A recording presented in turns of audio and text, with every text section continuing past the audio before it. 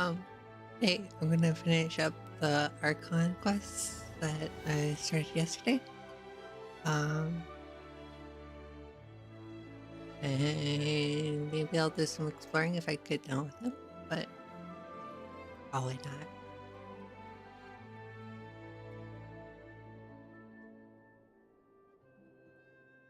We'll see.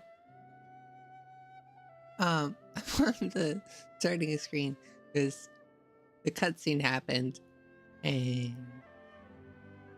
I want everyone to see it all. Then I have to start here. Okay. I was going to change the settings, but I didn't have the chance to, and I can't change them on the starting screen.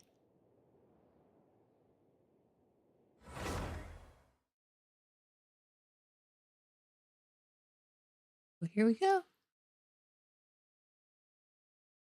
Into the grand adventure of Genshin.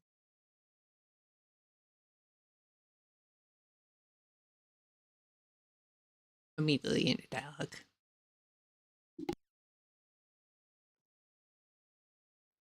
Wow! If it isn't the Traveler and Paimon! Oh, have you seen the article I wrote about you? Ha! You've got some nerve! You just used us to make some quick mora! Oh, you needn't worry about that. I heard that you were in Poisson some time back, so I sent you a letter to discuss just that. It appears you didn't receive it, though. It's all right, though. I've set aside the amount intended for you. I've even set the table with some food. You know exactly how to place Paimon. Really? Oh, you're the best!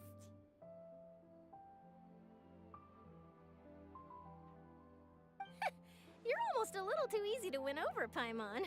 If I were a journalist with ulterior motives, I'd be in trouble now, you know. I don't disagree. Oh, Paimon knows you're not like that. Still, what brings you here all of a sudden? Were you looking for me? A friend of ours met you a while back, and when she mentioned it, we thought of coming to see you. Her name's Mona. Ah, so you know Miss Mona as well. She's a guest columnist for our paper. Really good one, too. She's so young and already such a brilliant astrologist. So she mentioned me? What did she say? She said that you're a real daredevil of a journalist. Nice. In which case, can this daredevil journalist dare to request an exclusive interview with the legendary Traveler and Paimon? Huh? So your article in the paper today doesn't count? Oh, of course it doesn't. That was more like live photography. What I'd like to do is dive deeper and ask you to talk about the things you've seen and experienced. Yeah, are we even qualified enough? Why not? If I say you're worth an interview, then you're worth it. But not right now, of course. I'll need a few days to prepare. Uh-oh. Oh, in that case, we'll just chat when you have the time then? Oh, so that's a yes? Ooh, splendid! I'll tell the editor-in-chief immediately. I'll have to apply for lighting, a venue, some props, and... I know. Whew, so much to get done now. Talk to you later. But I assume it's Charlotte, fluff. Paimon's still got a question for you. And what's that? If, just for example, Fontaine were to be flooded tomorrow, what would you do today? Huh. That's the prophecy you're talking about, isn't it? I mean, I do hear about it often, but I've never once thought that the day could be tomorrow. If you're seriously asking, then I might try and think of a way to leave Fontaine. Oh, but I'm still a journalist first and foremost. That means I have a duty to be reporting from the scene. And secondly, I wouldn't forsake my homeland that easily. From what I've seen, most people don't know what they'd do should the worst come to pass. In truth, it might be better just to behave like normal rather than worry over such an end. True. So in all likelihood, I'd probably still be prepping at the office for that interview of ours. I know what you're thinking. That sounds a bit sad, but I've always believed that it's best to do what you enjoy.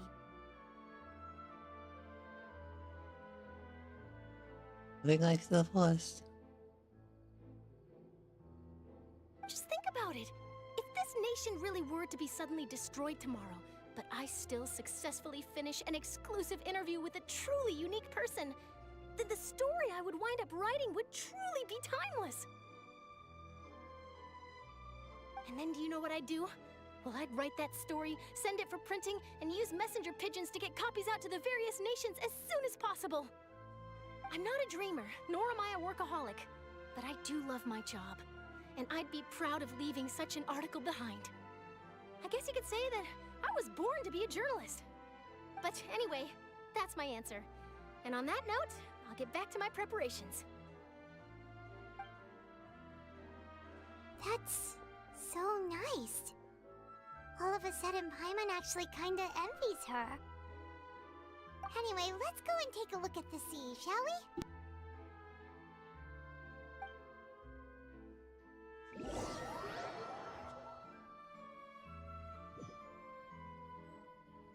Mimi water. Sea breeze and scenery can be a pretty soothing combo, huh?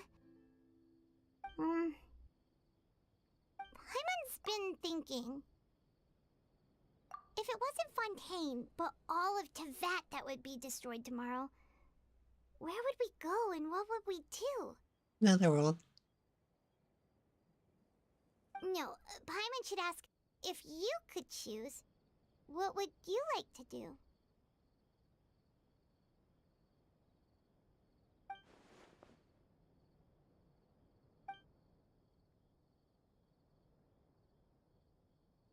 We've always been moving to the next destination, so we haven't spent much time thinking about these kinds of things. We didn't have to either, with us always being on the road and whatnot.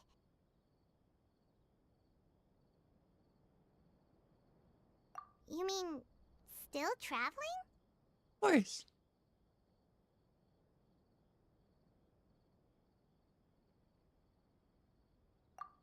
Huh.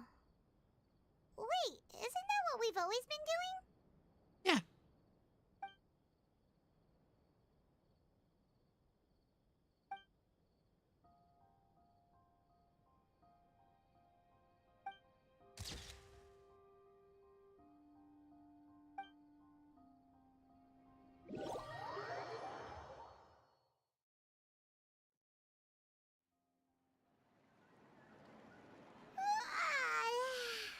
Feels like you'll grow mold if you stay here long enough.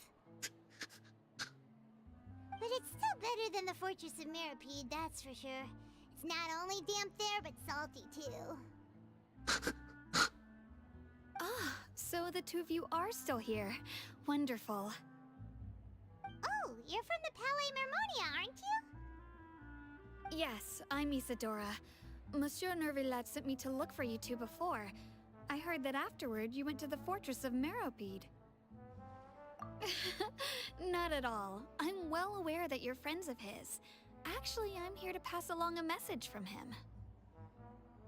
Yes, inside the Opera House. The Maréchaussée Phantom has declared the incident a small-scale riot. A riot? Well, that said, I don't personally think it was that serious.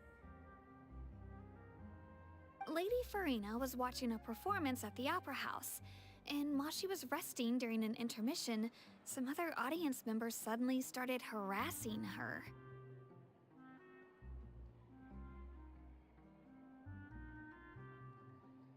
Loudly accusing her of doing nothing about the prophecy crisis. And before she could respond, others started to join in. The crowd continued to grow, and protests against the Hydro Archon started to break out. So people have started to put the blame on Farina. Guess they finally found an outlet for the pressure they've been under due to the prophecy. I agree. People will naturally rely on gods, as is customary. But the moment people feel threatened, gods are also the first to be blamed. So what happened after that? Is Farina okay? Seeing that the situation was spiraling out of control and that further argument was pointless, she claimed that she'd gotten tired of this and left in a hurry.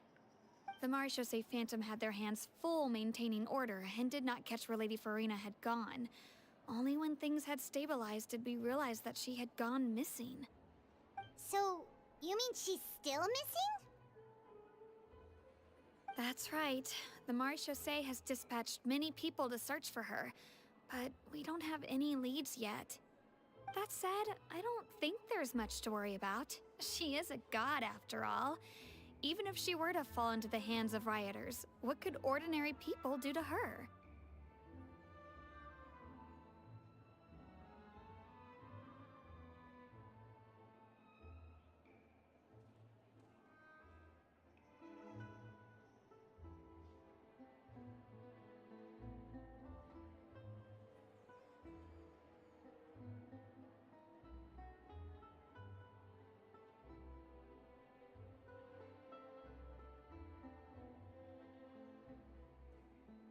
Good. Monsieur Nervillet sent me to tell you about the situation, but he didn't say anything else. Don't worry, this is more than enough to go on. Thanks for keeping us informed.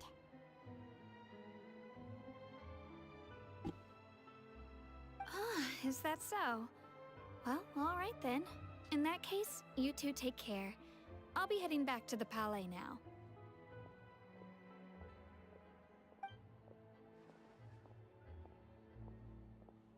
Well, sounds like we should hurry over to Poisson then. If we know Farina, she won't try to fix things in this situation. Instead, she'll look for a place to wait out the heat. And, as we also know, she may be loud and dramatic, but she doesn't have a heart of stone. When Nervillet was talking to her in the Palais Mermonia, and she heard about Poisson, she couldn't hide her sadness and remorse. It would be hard for her to ignore being accused by the public today. Paimon thinks Farina's probably taken the opportunity to slip away to Poisson and try to relieve the sense of guilt that she's feeling. Huh! Well, what do you think? Paimon knows the answer, of course, but Paimon can do the analysis to back it up, too. Cool, huh? In that case, there's not a moment to lose. Poisson, here we come!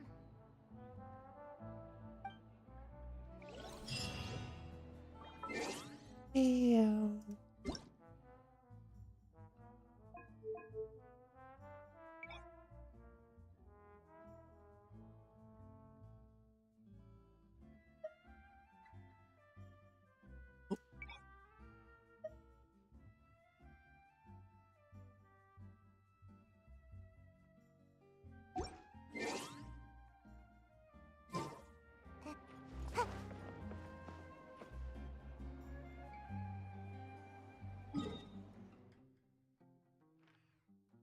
What's one?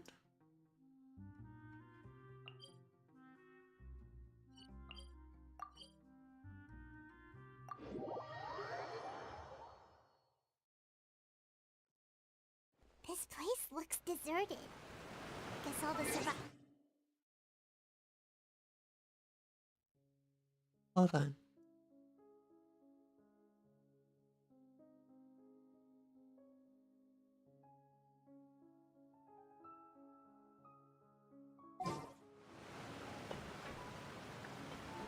Could Farina really be here?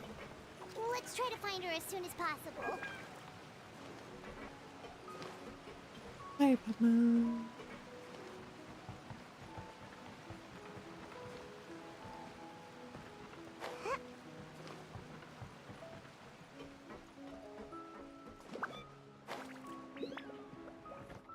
Oh, there she is.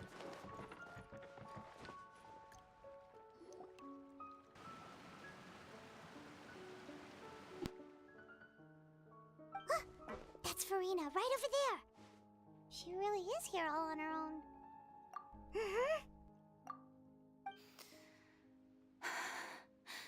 Should I just give up? This is all meaningless.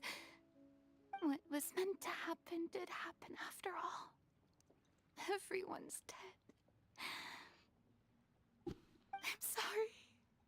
I am so sorry. Give up, Farina. There's no point in holding out.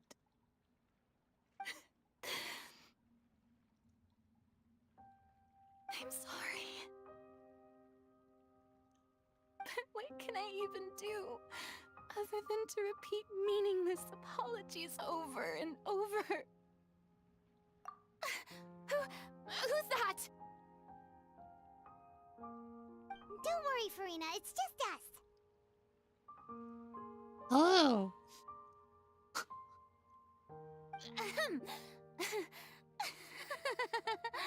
So it is you, blonde traveler from another land. Why, I almost thought you were someone from that mob of my ignorant subjects, come to kneel and beg for my forgiveness. Flamboyant as ever. Farina, you were crying just now, weren't you? The tear stains on your face are obvious. What do you mean, tear stains? Oh, I remember.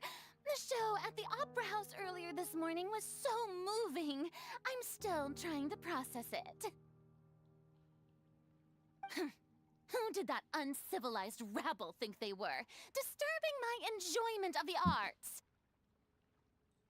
They even dare to tout their Archon! I must teach them a lesson. I can just imagine their twisted and frustrated faces once they realize that I'm nowhere to be found.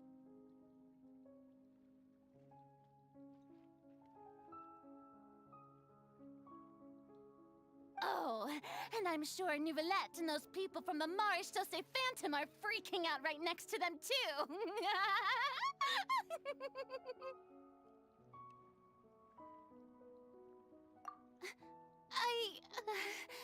Of course not. Hey, there she is! The Hydro Archon's over there! Quick, after her!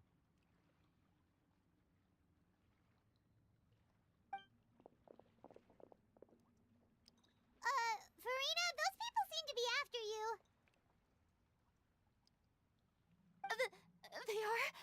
They're just some rabid fans who want to cut the line because they haven't been able to meet me in person, aren't they?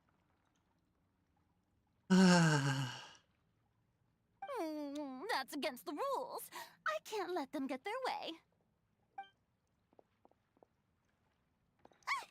Farina just ran off. Quick, we have to catch up with her.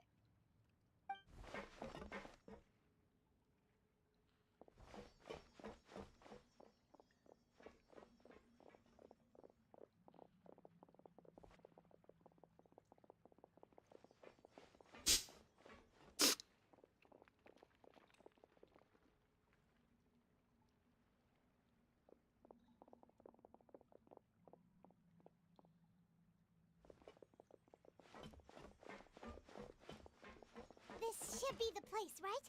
Hey, Farina! There's a good hiding spot over here. Quick, come to Paimon before the rest of them catch up to you. What? What is this place? Hurry, they're almost here. Fine, fine. I suppose haste is warranted. Lead the way.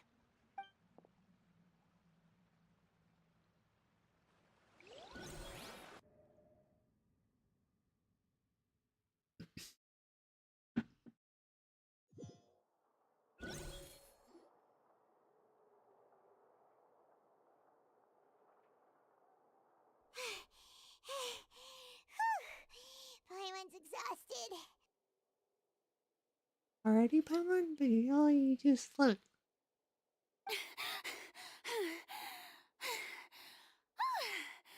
I'm so tired.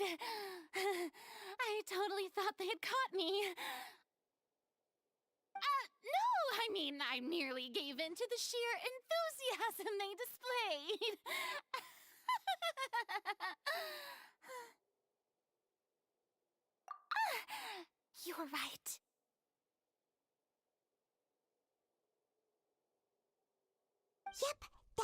girl.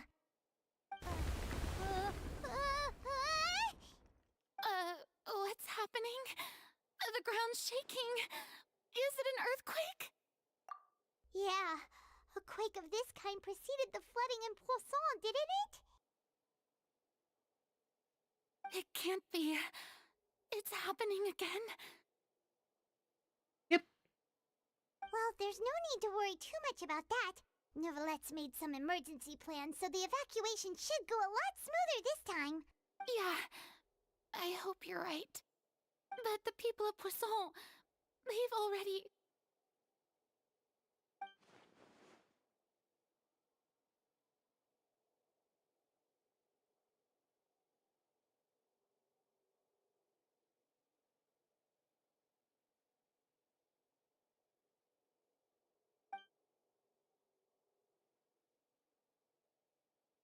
It's true.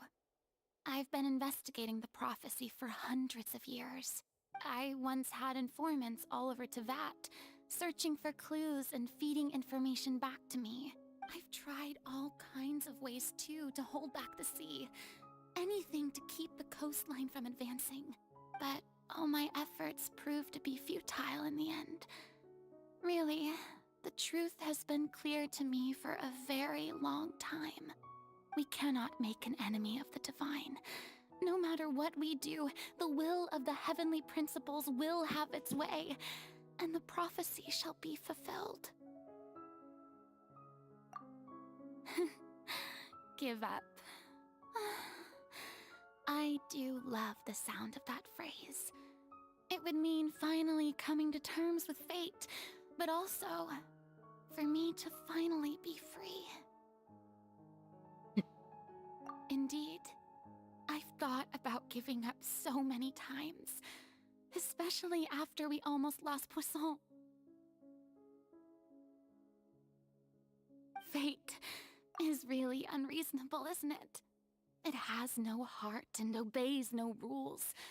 The prophecy has only just started to come true, and so many people have already lost their lives. But just now, it all became clear to me. I still don't have the right to come to terms with fate on behalf of everyone else. As long as the final moment hasn't come, it's still not too late. Don't worry. I will keep hope alive for everyone until the very end. Well, that's enough for now. I got the impulse to play the stricken maiden, but honestly, considering my rank and station, that wasn't a good fit at all. Don't take any of what I just said seriously. How could I possibly let Fontaine fall to the whims of trivial prophecy? Come on! Paimon could have sworn you were actually being honest just now. He was.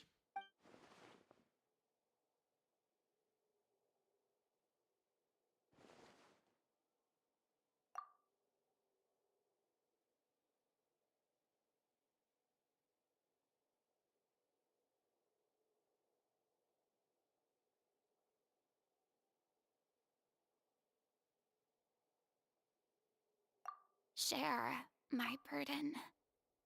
That's impossible. It was fated right from the start that this would be my duty alone.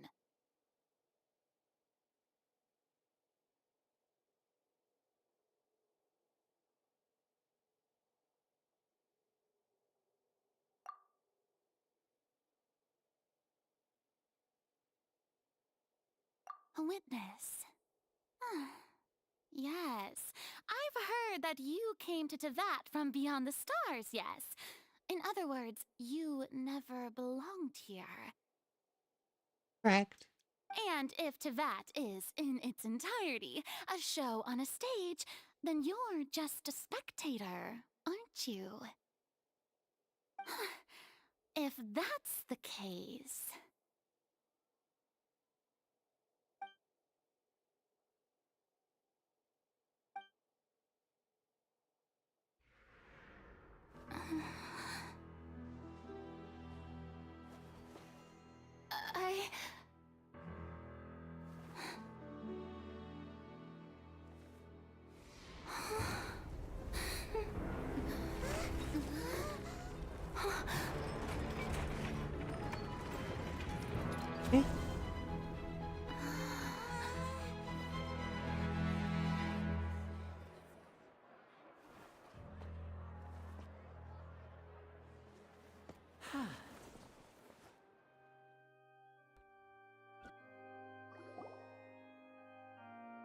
Oh, so we were Ladies and gentlemen, this concludes my opening performance.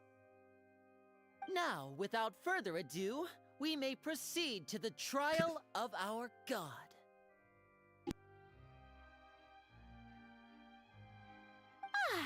So, this is what it is. Yes, you deserve praise for the effort you took to raise the dramatic stakes. Do not forget, however, that I am Focalor, the god of justice, the embodiment of justice itself. Does it not strike you as even the least bit absurd to bring the very concept of justice to trial? No. May I interpret these words as your refusal to stand trial? In that case, you will have the opportunity to defend your honor through a duel. You would draw your blade against a god?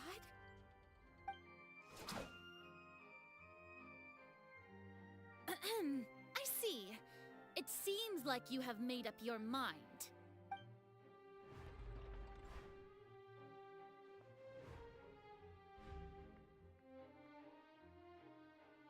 Paimon can't believe it. She just surrendered. What the heck is going on? Did I just see an Archon surrender to a human? Wow, how utterly humiliating. Lady Farina, what is the meaning of this? It would seem that there has been a misunderstanding. To be clear, the raising of both hands is not always an indication of surrender. Looking for excuses again, huh? I raised my hands just now to indicate my acceptance of the trial. No duel shall be necessary. I will admit that I've been running away for a long time.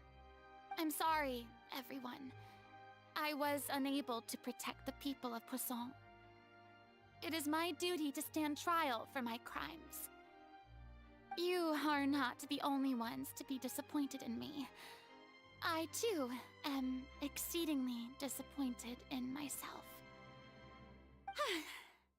But now, it is time for the Hydro Archon to show you her courage and resolve. I, Farina, will use this trial to show the world the true meaning of justice! This time, I will protect you. Applaud and rejoice!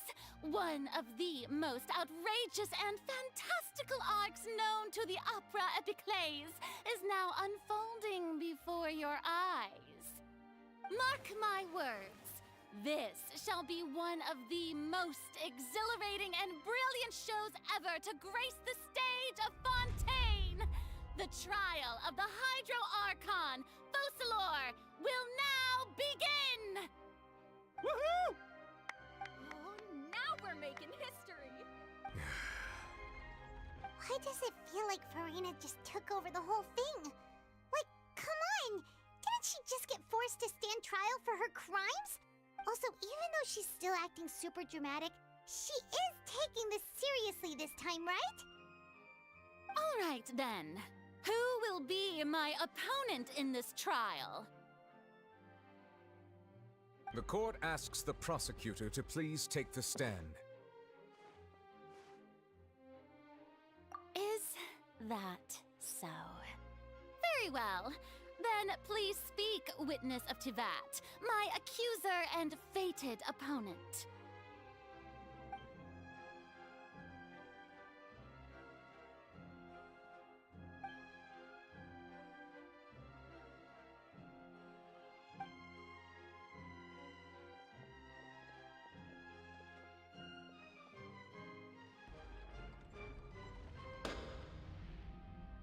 Also, please allow me to ask, as a final question before the trial begins. Just how much work did you do to force me onto this stage? Well, we did do a lot of prep after the meeting that day.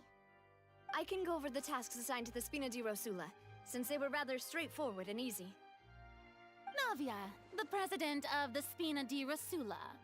Most of the people who participated in the disturbance this morning were my subordinates. They changed into plain clothes and came to the Opera House as regular audience members, waiting for the perfect opportunity to incite insurrection against you. The people's resentment against their Archon has been building as more and more of the prophecy is fulfilled. A spark was all we needed to turn smoldering anger into a flame. Moreover, according to our understanding and analysis of you, when something like that occurred, you would likely flee the scene and head to Poisson by yourself. So, we arranged for a second group to lie in wait there. So, you mean, the ones who scoured the settlement for me were also from the Spina? And their goal was to force you to step into the giant magic box so you may personally participate in the greatest magic performance in all of Fontanian history. That's right. That house was a magic box, rather than someone's residence. As the super ultimate version of the setup that I used when I first performed at the Opera Epiclese, the volume of the box was increased by a whole order of magnitude, and the distance it traversed was the entire gap between Poisson and Aranias.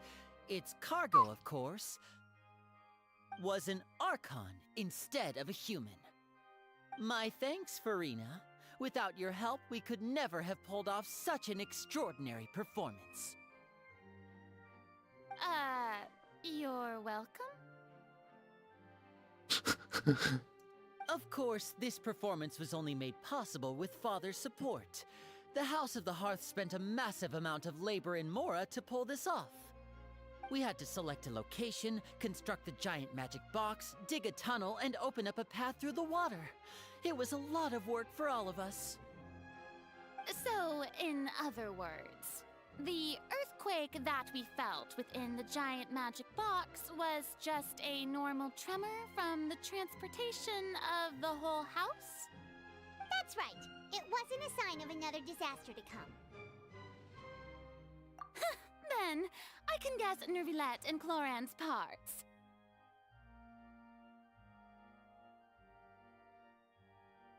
You gathered a crowd, prepared a stage, and made sure that the champion duelist would be immediately ready for a fight.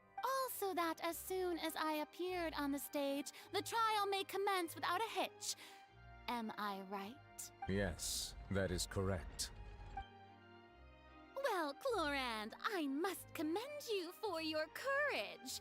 Only the most outstanding champion duelist in all of Fontaine would accept a duel with an Archon without flinching. Thank you. As for you, Traveler, I suppose your role was to keep me distracted with conversation once you found me in Poisson. You'd make sure that I didn't notice anything amiss before revealing yourself as my prosecutor once we'd arrived onto the stage. Oh?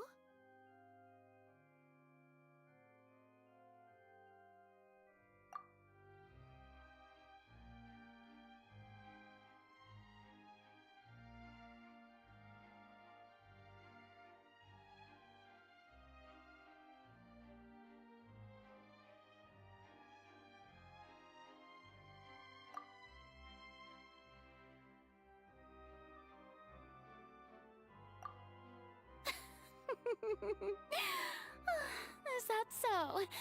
Then I suppose I must have missed my final chance. It's fine. It matters not. What's done is done. The stage is already set, so there's no reason to disappoint the audience. Let's see this trial through to the very end.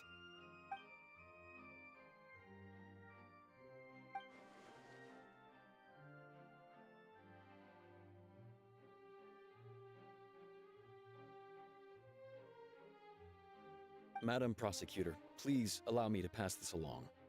This is a document that Miss Charlotte applied for and received permission to share with you during the trial. According to her, it should speed up the proceedings. Huh? Charlotte wanted to give us something? Oh, so she's here too! Hey, Charlotte! Oh, Lev Hymansi! Isn't this the exclusive interview that she did with us before? So she's already finished it, huh? Wait, then that means this document is a perfect timeline of everything that's happened ever since we stepped foot in Fontaine! So in other words, we can refer to this anthology of evidence every time we want to use something from our journey as evidence for an argument! Let's quickly confirm the information in it. Just think of it as a refresher, alright? You defeated the Hydro Archon in the very first duel you took part in at the Opera House. That's one for the history books, all right. I didn't think that you'd wind up getting to the bottom of the case I'd been following all this time. I guess you could also see this as a happy coincidence. This is the first time Monsieur Nervillette had a difference of opinion with the Oratrice. Even the Hydro Archon can't figure it out. A Fatui Harbinger. She's an extraordinary person. Her instinct must mean something. The fortress of Meripede was almost destroyed in a single day. That I didn't witness that scene personally will always be a source of professional regret, I think. According to Monsieur Nervillette, both Child and that whale should have been in the primordial sea at that time.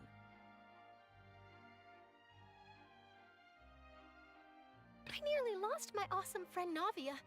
To be honest, that still gives me shivers.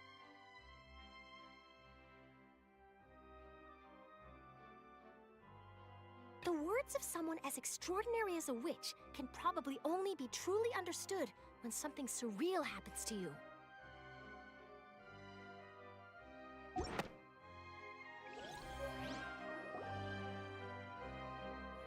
The prosecution and the defense are both in position. The trial shall now begin. Oh, come on, Nervillette. There's no need to repeat all the unimportant legalese. Just fast forward to the part where the prosecution lays out my offenses. As the defendant and the lead actress of this performance, I still haven't even been informed of my supposed guilt in all of this. Of course, it is only natural for humans to struggle to understand the actions of a god. However, you will need more than that to convict me of a crime. That's true, but my charge here is unrelated to your conduct as an Archon. Instead, I would like to charge you as a fraud who's never been the Archon in the first place. Wait, what was that? Lady Farina's a fraud? Hey, I came here thinking that we were going to try the Hydro Archon for forsaking her duty, but did I hear that right? She's not our Archon at all? Charge accepted. Lady Farina, do you plead guilty to the charge?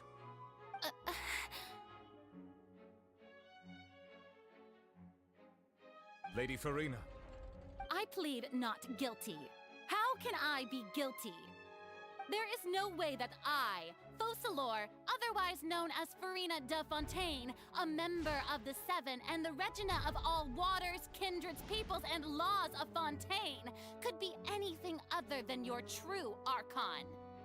Yeah, even though Lady Farina can be rather eccentric, isn't it going too far to doubt her very identity? Yeah, I've never questioned her identity either. Sure, Lady Farina can be super irresponsible, but what grounds does that prosecutor have to make such a huge claim? I have cause to believe that common sense will prevail in this case. Many of the members of the audience have known me as the Hydro Archon ever since they were born. There would be no fooling their memory. See? Even the Oratrice has decided to show me its favor. Are you sure you want to commit to a charge that will never be upheld? If you wish to drop the case, I can promise you as the God of Justice that you will not have to face trial for making a false accusation.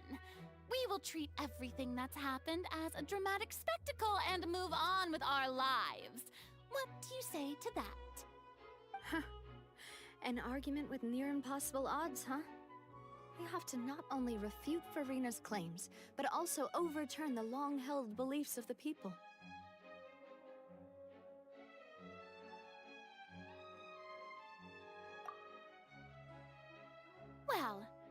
tried to give you the chance to surrender. If you must persist, then let me ask. If you believe I'm not the Archon, then what manner of being do you think I am? And if I was not the Archon, then how did I manage to live for over 500 years?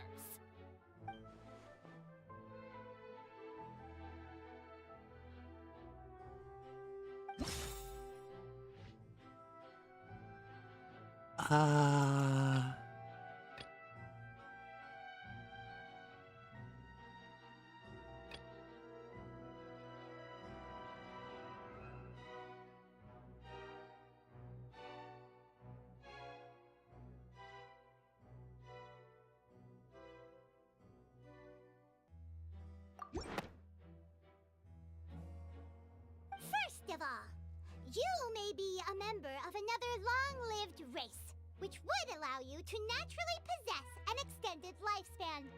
And second of all, even if that wasn't the case, there could be other ways to extend your life.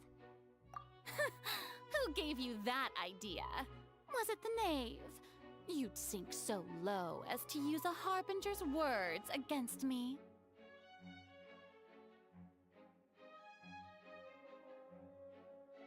A curse? I once thought it possible that the aura of an Archon might naturally resemble a type of curse. But in light of this claim, perhaps what I sensed was not your divinity, but a curse after all. Neverlet sensed it too, huh?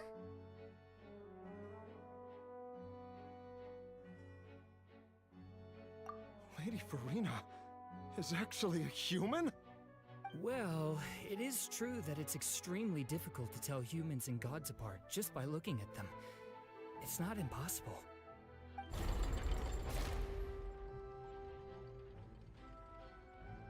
Well, don't start celebrating too early now. Even if I have been carrying a curse like you said, how does that prove that I am merely a human being? Besides, everyone knows that the main difference between a human and a god is the possession of authority. Gods can do what humans cannot. That's why they're worshipped as gods. For centuries, manifestations of my authority have served the nation of Fontaine. One need only to turn their eyes towards the Oratrice Mécanique d'Analyse Cardinal in this very opera house, or consider the endemnitium that is used in every aspect of life.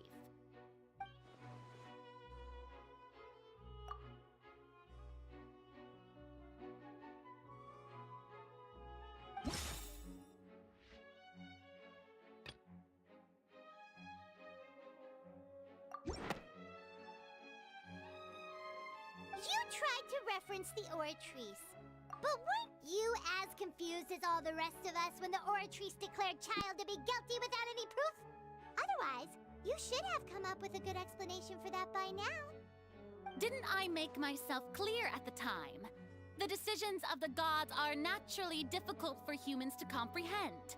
There is no need to provide an explanation. Lady Farina, I believe a reminder of your current circumstances is in order. While the court is in session, the principles of justice and the law must come before all else. While you are an Archon, you are also first and foremost the defendant in this trial. You will prove yourself unable to defend against the prosecution's charges if you continue to withhold vital information against the rules of the court. I never thought you'd use that kind of rhetoric against me. That was no trick of rhetoric, Lady Farina. I've merely reiterated the rules of the court. Rules that all should respect and follow. So, you neither knew why Child was declared guilty, nor did you understand the structure and operations of the Oratrice. Instead of having been created by you, the manifestations of authority you mentioned have been made by the real Hydro Archon, haven't they? The real Hydro Archon? Well, now you're really losing me. It is true that I did not know why the Oratrice gave out a guilty verdict that day. But the Oratrice handed out that verdict unilaterally. and it has been operating independently ever since it was first created. You can't argue that just because a divine creation is flawed, that the god behind it must also be no god at all. She's still throwing out all kinds of excuses. Seems like she's confident that we won't be able to produce proof that she has no power over the Oratrice.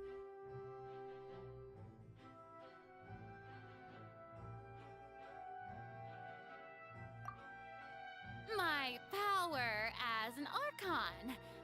There are many ordinary citizens in the audience. How can I just carelessly demonstrate the formidable power of an Archon? If that poses a concern, I'm prepared to extend my protection to the audience. You don't need to go that far.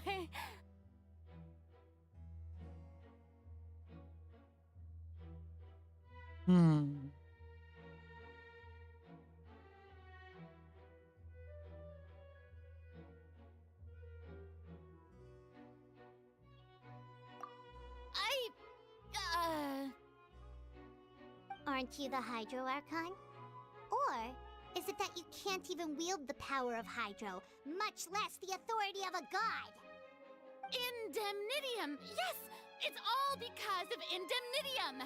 All Archons derive their power from the faith of the people, and I've converted the people's faith in justice into Indemnitium! Thus did I give up all of my divine power to provide everyone with energy for their daily lives. Have you ever seen a more magnanimous god? Isn't that a huge stretch? Yeah, no matter how generous an Archon can be, how could they give up all their power? Can a god with no power even still be called a god? It seems like nobody's buying Furina's excuse. Hey, come now, everyone! Please don't stare at me as if I was a liar! I'm still the same Furina you knew, right? The one that you loved! Shouldn't you want to believe in me? Please? You've got to believe me! If what the prosecutor said is true, she really has committed a grave offense. Did she deceive all of us? And all of our parents and grandparents too? And all of our ancestors? Ever since they were born? Enough! That's enough. Tell me then, if I'm not the real Hydro Archon, then who is? If you have no evidence of another Hydro Archon's existence, nor can you find anyone who can back up their claim to be such, then what grounds have you to say that I'm not actually the real deal? Wow, she came up with yet another argument. How can we refute her now? Seems like she really doesn't want to give up.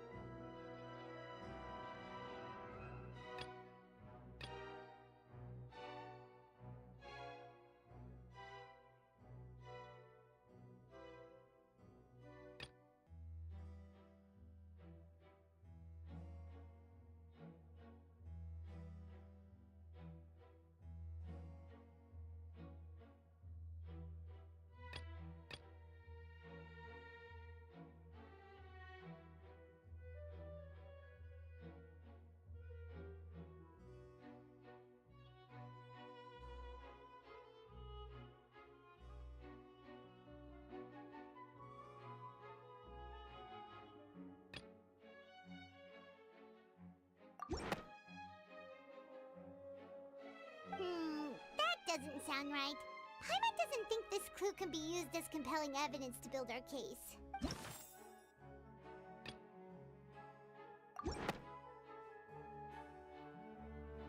It has been established that all Fontanians can dissolve in water from the primordial sea. And that means... Since you insist on claiming to be a god and not a human, then there's a method that you can use right here and now to eliminate all suspicions of you being the latter. Miss Navia, please apply to serve as a temporary attorney for the prosecution before addressing the court.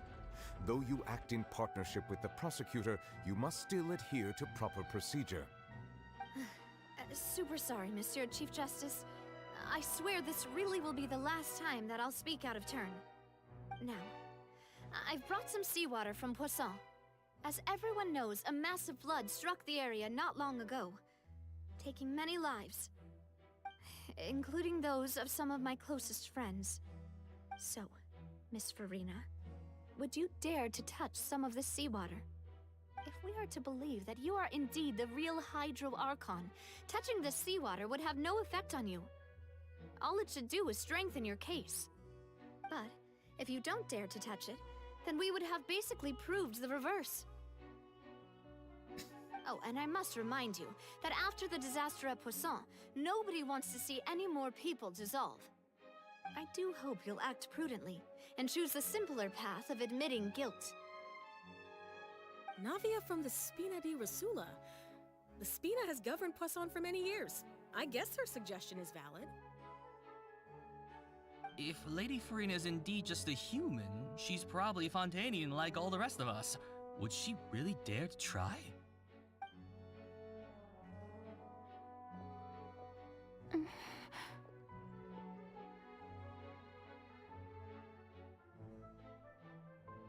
Lady Farina, this test has been unilaterally proposed by the prosecution. As it falls outside the realm of standard court proceedings, you possess the right to decline participation. Well, of course he had to tell her that. But refusing to participate is basically the same as a confession of guilt. She's just staring at the water without saying a single word. It really does seem like she's quite terrified of it. That could only mean... What's going on? Is she really planning to... that's not what we thought she would... Due to the inherent risk of the test, Lady Farina, you may... Hey!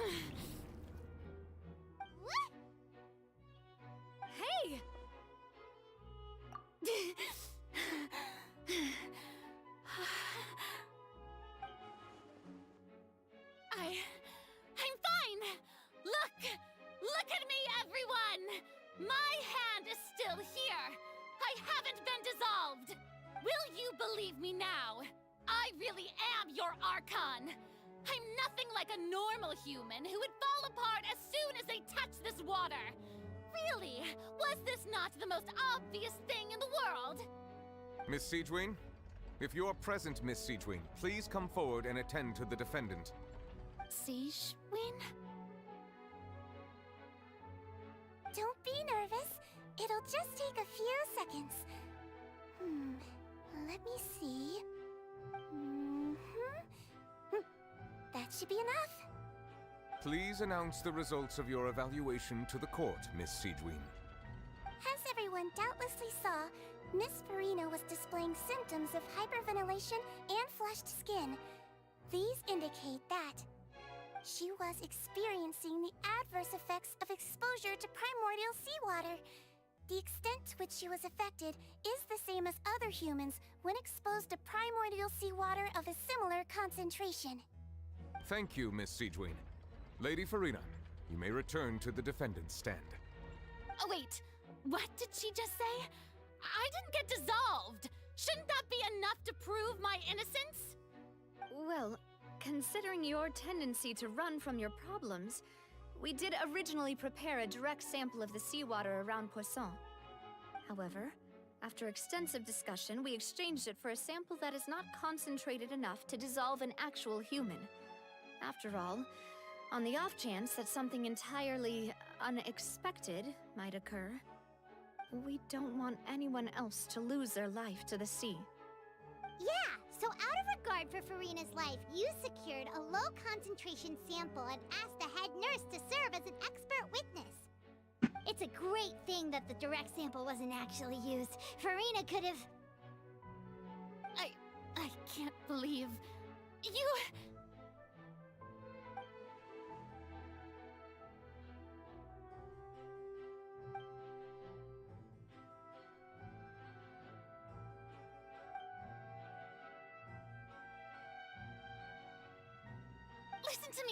Listen to me, everyone! Please don't give me such cold and disdainful looks! What happened just now didn't prove a single thing! Think about it! How can you conclusively prove that an Archon can't also be affected by the primordial seawater? Also, if I was really just a human, why would I dare to just put my hand in that kind of water?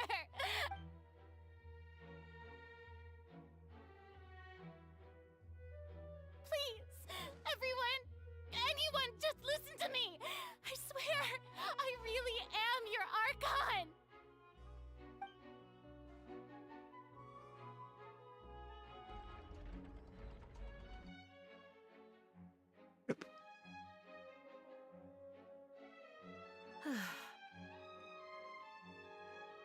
I don't think anything she says at this point will sway anyone. The odds are just too stacked against her now. With all the things that have been said, Paimon doesn't think there's any way left for Farina to win. I believe the time for arguments and presentation of evidence has come to an end. If there are no objections, we will move on to the final judgment.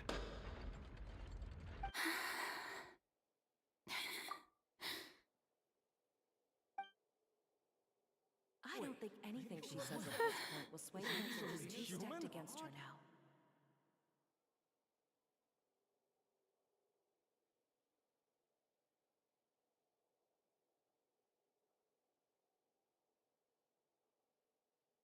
In my capacity as Chief Justice, I shall now render judgment on Farina's misrepresentation of herself as the Archon of Fontaine.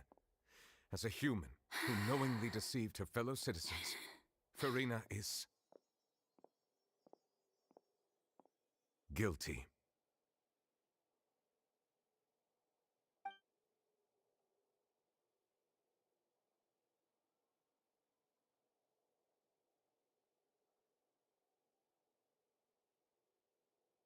We shall now turn to the Oratrice Mécanique d'Analyse Cardinale to render the final verdict on the charges.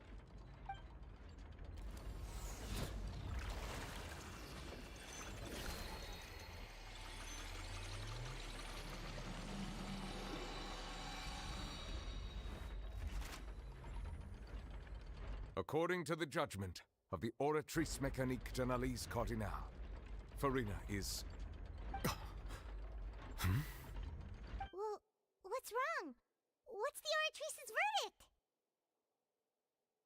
No, the Oratrice also displays a guilty verdict. Isn't that correct then?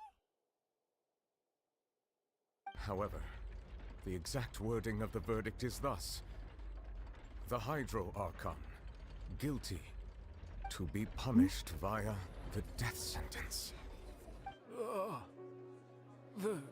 The death sentence?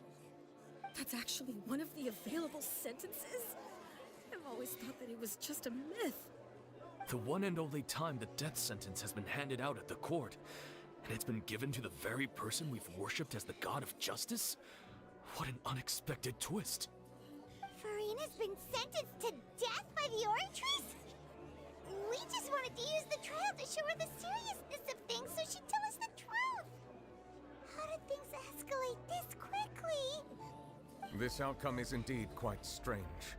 According to Fontaine's current definitions of justice, as well as its recommendations for criminal sentences, is this sentence really appropriate for the crimes that have been committed? Yeah! Even Fauché wasn't sentenced to death by the Oratrice. You know, the real evil mastermind behind the serial disappearances case. Indeed. Not only is Farina's sentence overly excessive, the very point of our trial today was also to prove that Farina has never been the Hydro Archon in the first place. But now, the Oratrice seems to have deliberately invoked the title of the Hydro Archon. What does this mean? A real Hydra icon?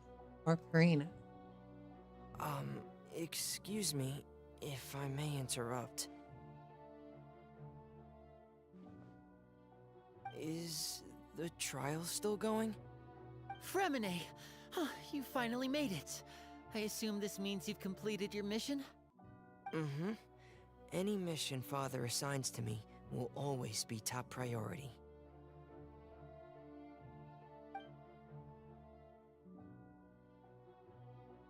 Is that the first prophecy slate? Huh. So the knave privately arranged for Fremine to try and find the missing slate. I looked everywhere and finally found it at the bottom of the sea. It took me a long time to get around some dangerous stretches of water. But has the trial already concluded? Then doesn't that mean I've come too late? Oh no.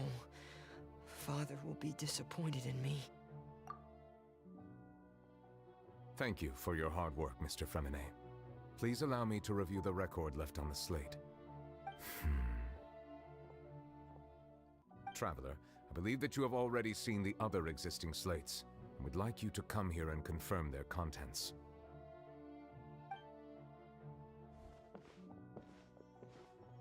Huh?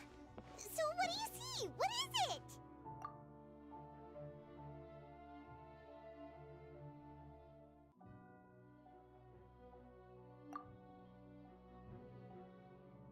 Oh. I believe I've now made sense of the Hydro Archon's crime. It has to do with Fontaine's lost history. Huh? Isn't the Hydro Archon just guilty of deceiving her people? Oh, wait, no, that's Farina, and we've already proven that she's not the Hydro Archon. So when you say Hydro Archon, do you mean the real Hydro Archon we've been kinda talking about? In truth, everything that you've encountered in Fontaine up until this point can be traced back to the contents of these stone slates. However, I'm uncertain as to how much sense they currently make to you. So, Farina is the cursed person. To atone for the sins.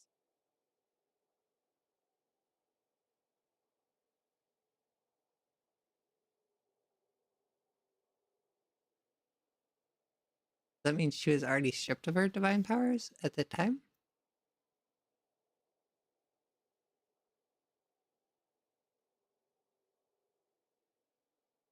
Okay, let's try to recall the contents of the other 3 stone slates.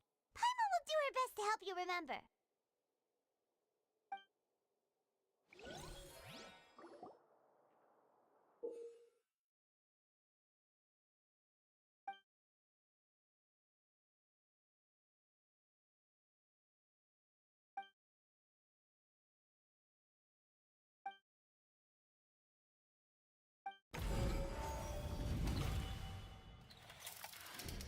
The first stone slate describes what you just said. It seems to show the previous Hydro Archon using her divine power, and then the Oceanids turn into humans. Does that mean that Fontainians are transformed Oceanids? Oh, Paimon wasn't expecting that. But if Oceanids can turn into humans, then perhaps this process can be reversed as well. The second stone slate shows Celestia floating in the sky, and the Hydro Archon and her people worshipping it together. But the heavens still brought judgment down upon them.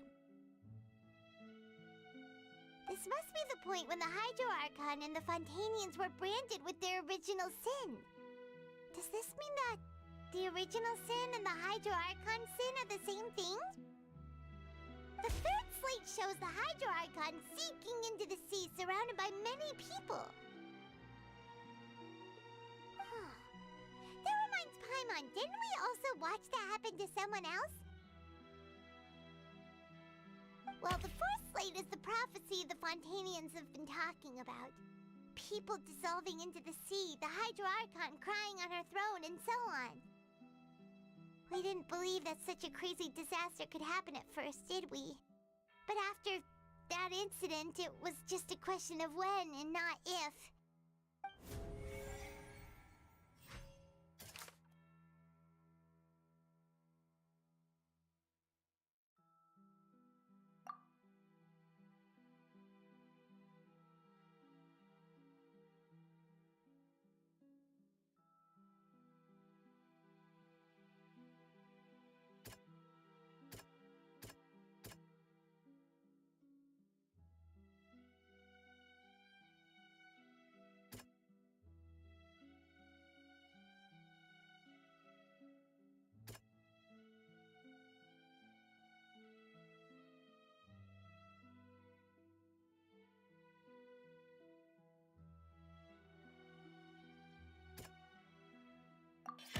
We know from the case of the serial disappearances of young women that Fontanians can be dissolved in primordial seawater. And the first stone slate tells us that long ago, the Hydro Archon used her power to turn Oceanids into humans. This might be the reason that Fontanians can dissolve.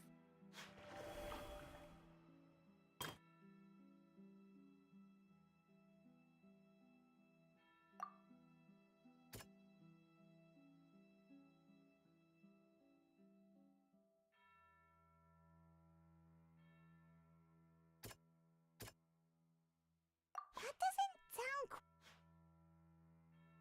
Hmm?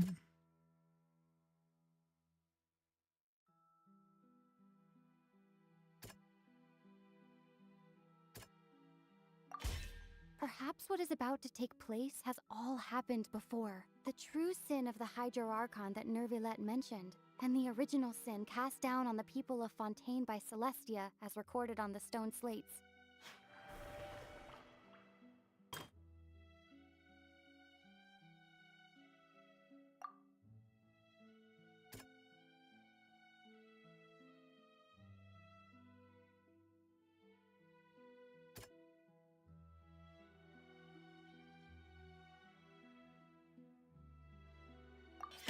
It's not as simple as falling into the sea. When Navia fell into the sea, her consciousness was subjected to judgment. The stone slates show the people gathered around the Hydro Archon in the sea. Could that be alluding to the same thing?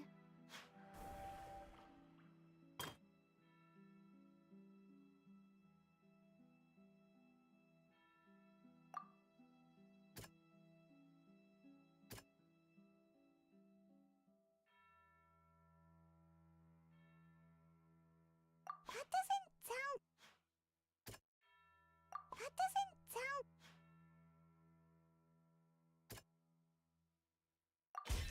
The prophecy from the stone slates found its way into society, but not many people believed it at first. The fortress of Meropide was nearly flooded with primordial seawater, which we know can cause Fontanians to dissolve. It seems increasingly likely that the prophecy may come true. If we hadn't dealt with it in time, things could have gone very badly. They'll dissolve into the primordial sea but won't cease to exist. Their essence will flow in the seawater, converge, and take the form of an Oceanid.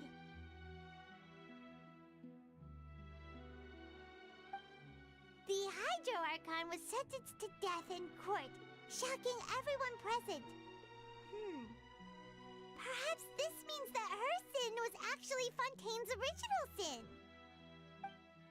Navia fell into the water inside those ruins, and she nearly dissolved. She was surrounded by the people of Poisson in a court within her consciousness, and was forced to take part in a trial meant to make her stay. The eruption of the primordial sea at the fortress of Meropide was the surest sign that the prophecy was about to come to pass no matter what. I have to go bathroom. I'll be right back.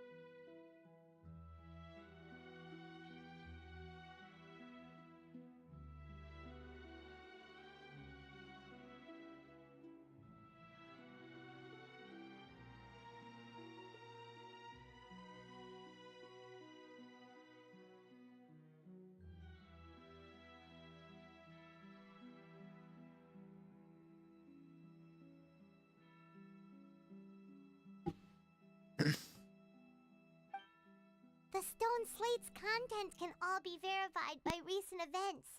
If we combine what we know together, loads of truths should come to light.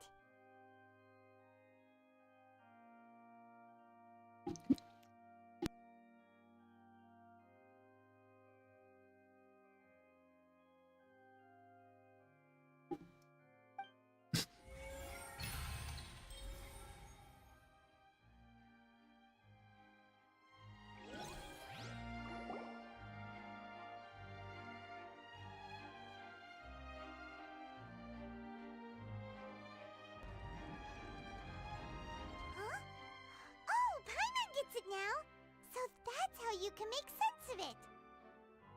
But then it feels like we're going to have to share some truly shocking revelations. Let's hear them. Incredible. Linny, did you hear that? We're not real humans. All Fontanians were originally created by the late previous Hydro Archon, with Oceanids as their basis. The evidence for that can be found in how only Fontanians could dissolve in primordial seawater, and how all the girls Vacher dissolved were also turned into Oceanids. Oh, and according to Navia, when she was about to get dissolved, she also saw everyone gathered around for a trial, all of them in the shape of Oceanids. Indeed.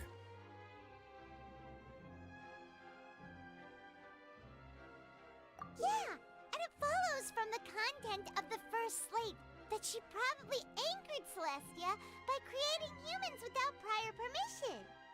That could also explain why the Oratrice judged the Hydro Archon to be guilty. It's to account for that ancient sin. The Hydro Archon's true sin was creating us? And yet, after many hundreds of years, the Hydro Archon's creations have turned around to try to judge the Archon within the Opera Epiclese. The twists of history are often the most unexpected of all. Yeah, isn't the image here just like when Navia fell into the sea? So wouldn't it be trying to show the image of the Hydro Archon also falling into the sea once the prophecy has been fulfilled in the fourth slate? In the end, the people will all be dissolved into the waters, and only the Hydro Archon will remain weeping on her throne. Only then will the sins of the people of Fontaine be washed away. Did Paimon get all that right? You've made some keen deductions. I must say, given how much you still don't know, it is impressive that you've already managed to connect so many pieces of the truth. However, while you were able to decode all the information on the slates, they've also been etched with an additional layer of hidden information using a different power source. When we were at the ruins, I tried to decipher the hidden information recorded in the slates. But since we only had 3 slates at the time, I was unable to come to a full conclusion. Now that the slate collection is complete, I shall make another attempt to decipher the narrative recorded within. If everything goes well, we should finally be informed of the unadulterated truth.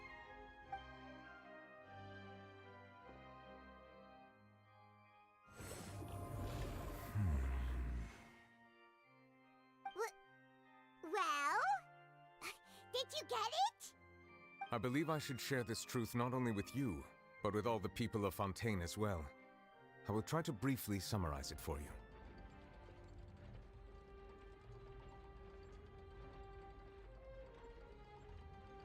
Your hypotheses regarding the origin of Fontanians and the sin of the Hydro Archon were both correct. In the Fontaine of old, the previous Hydro Archon sensed the yearning of her Oceanid familiars for life on land.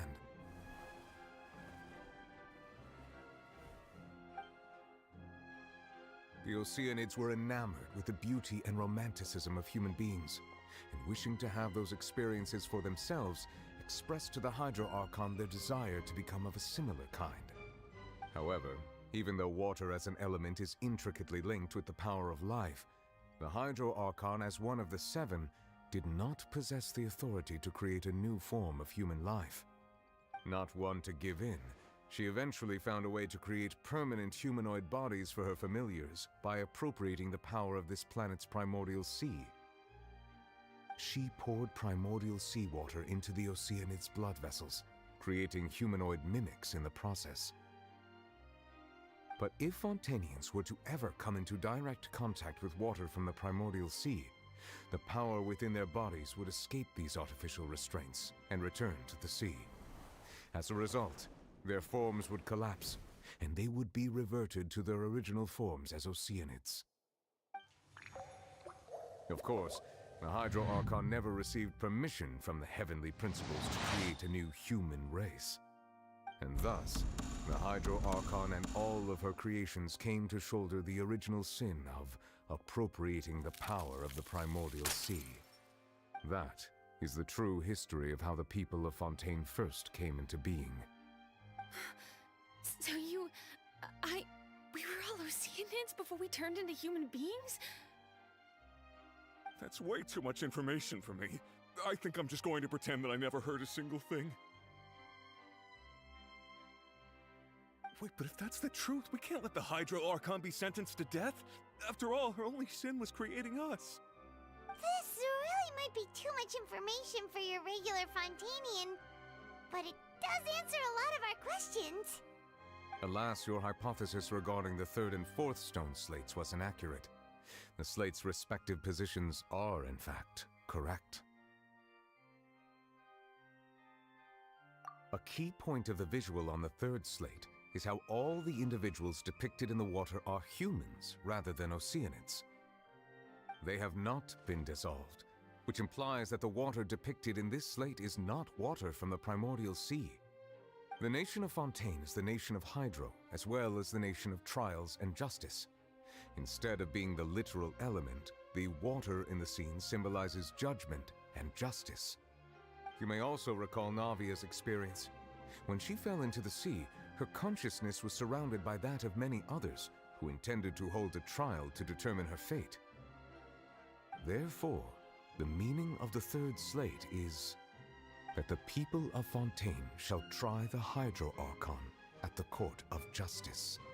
Yes, it refers to our present situation. I think I'm following now.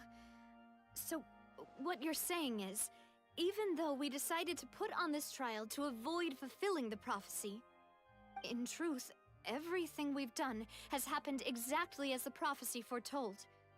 So now, it seems, we're the ones making sure it comes true. What should we do?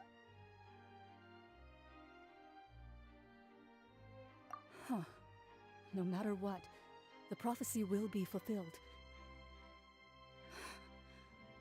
Is this what it feels like to be a prisoner of fate? If that's the case, does that mean the scene in the fourth slate will also be fulfilled soon? Traveler, I would like to point out another small fallacy in your deductions. About the fourth slate, you probably thought that the eruption of primordial seawater beneath the fortress of Meripede served as the surest sign that the prophecy was about to come to pass, yes? However, I believe that rather than being a sure sign, that eruption could in fact only be a small warning of something far worse to come. As for the root cause of the catastrophe, I believe you've already encountered it once before.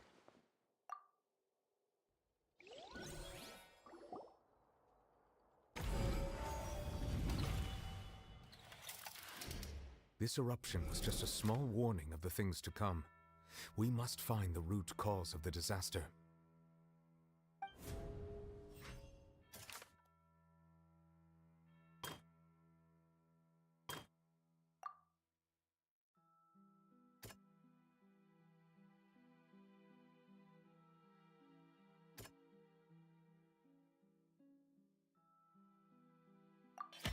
It was both dream and reality. If we're talking about a true culprit, that could only be that thing inside the primordial sea, right?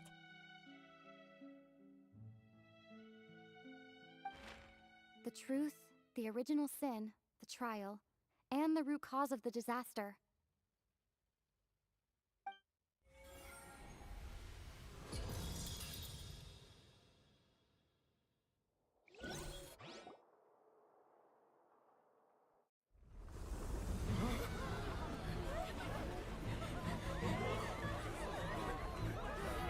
Uh-oh.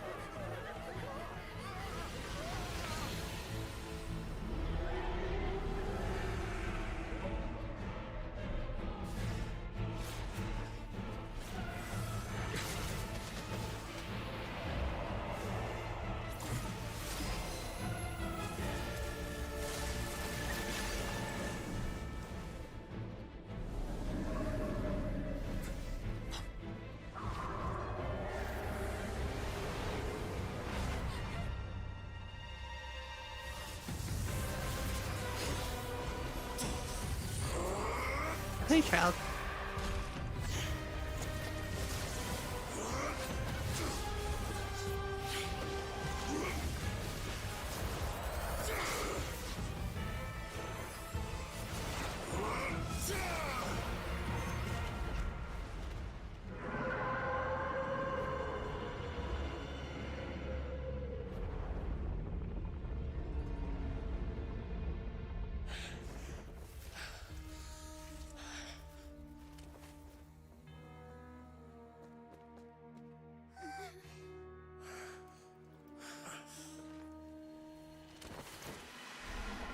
Oh.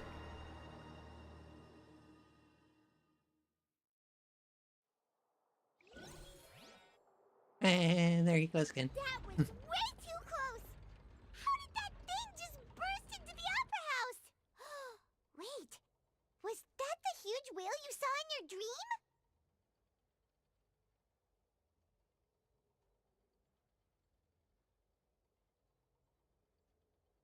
So we've met it at last. I understand very well why it has chosen to make an appearance here. That whale does not belong to Tevat. It is a monster that has traversed the stars, weeping all the while. It has been greedily consuming the energy from the planet's primordial sea, using it to grow. That is the main cause for the rising sea levels. And once it has finished consuming all of the energy contained within the sea, its next step will be... You said that when the Hydro Archon first created Fontanians out of Oceanids, she filled their blood vessels with primordial seawater. Precisely. That whale finds the blood of Fontanians nigh impossible to resist. Therefore, when it left the primordial sea, it decided to make its next stop a packed opera house full of food. Food in the form of Fontanians. We just barely managed to push it back, right? In that case, won't it come back to target the people again once it's managed to recover its strength? That is correct. Indeed, it is more accurate to say that we should thank that Harbinger for buying us some time. Without him, the whale would have likely come onto land far sooner. From the way he looked, he must have been fighting the creature for quite a long time. That battle maniac. We've always known that he had a special connection with that whale, but we definitely didn't expect it to help us out like this. Anyway, now that we know that this whale is the actual cause of the disaster recorded in the prophecy, all we need to do to stop the prophecy would be to find a way to beat it up, right? It is too late. It had already absorbed too much of the primordial sea's energy before we could notice it. At this point, it has become practically integrated with the sea itself. Even if the entirety of Tevat were to be destroyed, it could still survive and swim off towards some other world. That's not something I will accept. We've already done everything we can, and we even found the true culprit. We've come so far. You can't just tell me that the last hurdle is some impossible foe. That's just not fair. Indeed, that's not how a grand performance should end. I'll fight it to the end, no matter what. So the prophecy will be fulfilled no matter what, huh?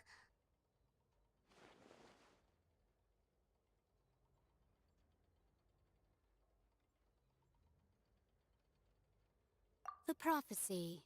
Yes, what has been prophesied will be fulfilled. You may view such things as the history of the future.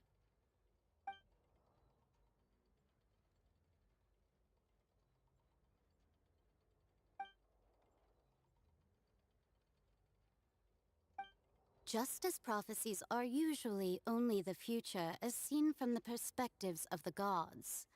Could things be happening in hidden corners where the gods' gaze does not fall? Ultimately, fate shall serve as your only guide, no matter what will happen in Tevat's future. All you need to do is to play your part.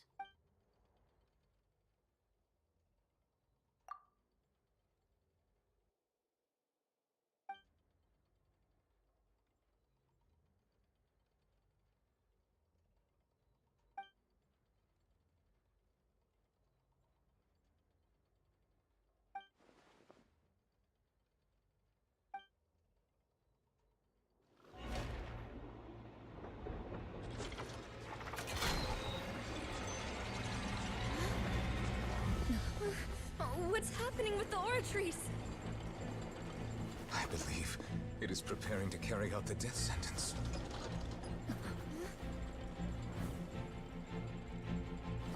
Furina!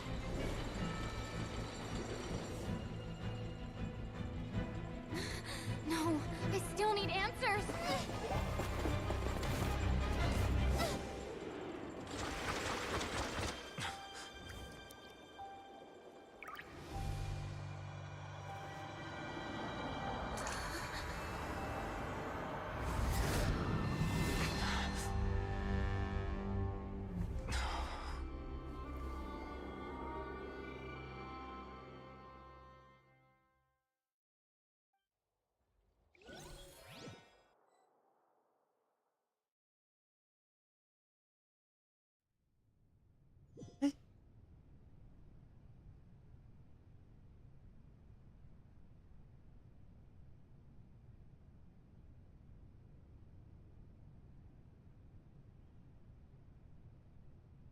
You...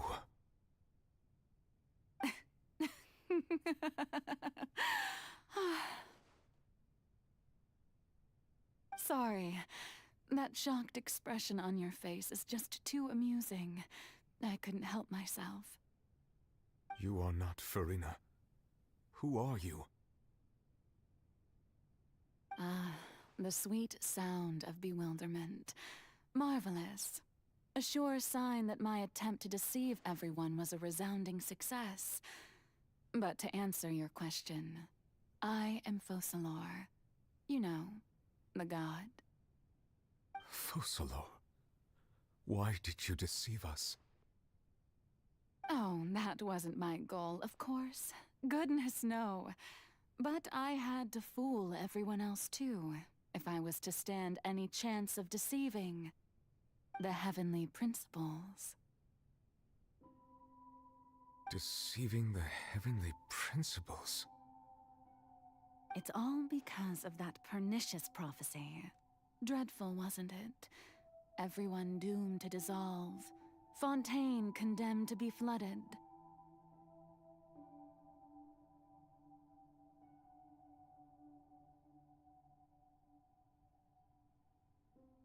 One was not amused. In fact, one was positively bemused when that problem was thrust upon me by my dearest predecessor. That's the former Hydro Archon Egeria for the uninitiated. It hardly gets more disastrous than a preordained national catastrophe, now does it? She knew full well that the prophecy would surely come to pass. And as one of the seven, she also knew full well that one defies the heavenly principles at one's peril.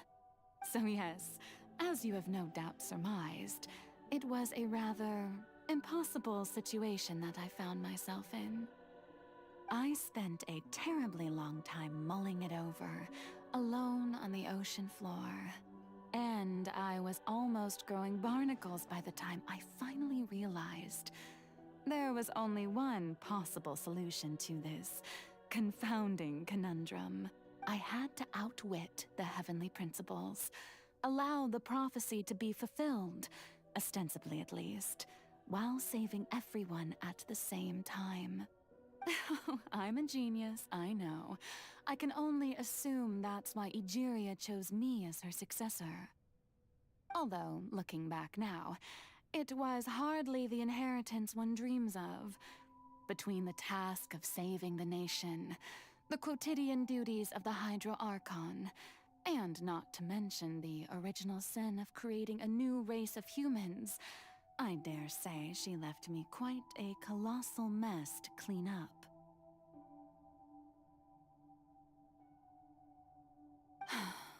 But one can only play the hand one is dealt. I did not choose this, any more than I chose to be one of her Oceanid familiars. So you were also once one of the Oceanids, transformed into a human by Egeria's hand. Yes, I was. I always dreamed of becoming human. And I still do, even now. In my eyes, to be human is to be part of the greatest opera ever known. After becoming a god, I separated my divinity from my body and spirit, leaving behind only a self that was as naive and bewildered as my past self on her first day as a human being. The me you see before you now is that divinity. And the human counterpart I left behind, I named Furina. She could feel joy, sorrow, and everything in between. She could be as vain and conceited, or as meek and vulnerable as she wished. Her strengths were of a kind only a human could possess, as were her shortcomings. But in my eyes, Furina's humanity was what made her perfect. She was perfectly human in every way. The person I always wanted to be. Anyway, so then I cursed her. All part of the plan, of course. The plan to deceive the heavenly principles. Do you still remember the final scene of the prophecy? The Hydra Archon, alone, weeping on her throne. In order that the prophecy might appear fulfilled, I invited Furina to be an actress, to play the part of the Hydro Archon in the prophecy, under the curse I placed on her. So long as I, Focalor's divinity, continued to exist, she could not die. But nor was she free to live her life in the pursuit of happiness. Instead, she was forced to take the stage in the opera house, to embrace the role of leading lady, to forever play the part of the god from the prophecy, all to create a deceitful appearance of that prophecy coming to pass. I suppose now you probably understand why your court is called the Opera Epiclese. But Furina is only human, isn't she? Even though she has had a long life, her mind is no stronger than that of any other ordinary human being. I cannot begin to fathom what she has had to endure. It must have been torture for her. It has indeed. And although she is, in a sense, me in human form, I most definitely owe her an apology for it. It's been 500 years. Oof. And all along, she's been playing her part in the most unimaginably long, unbearably lonely, and agonizingly painful opera of all time.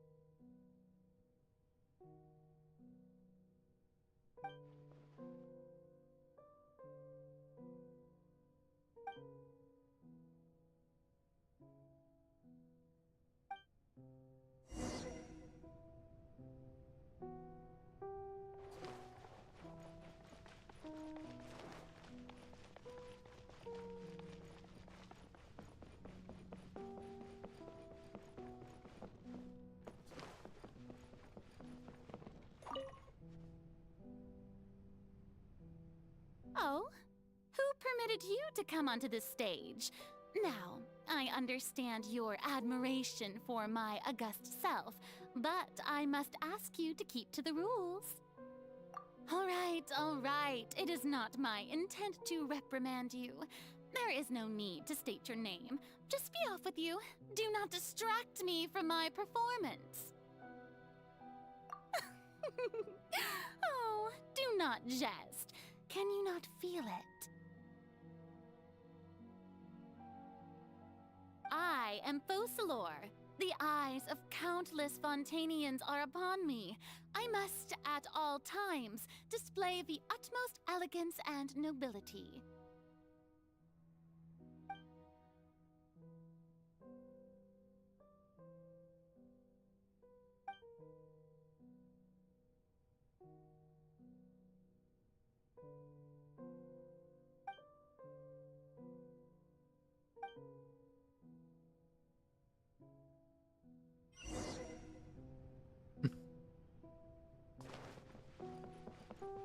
Dear audience, the performance is experiencing a technical difficulty, but worry not. The guards shall resolve it soon enough.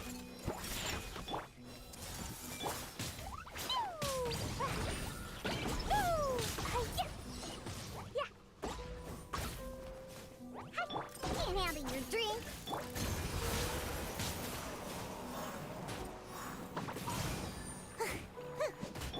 I see everything.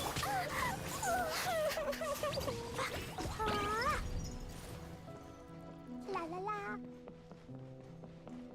Hey, what gives? The audience is still watching me, you know. Guards? Wait, where are the guards? Guards!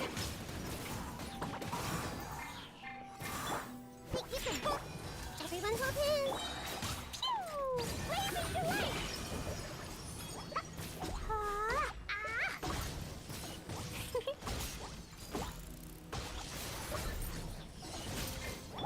Hey!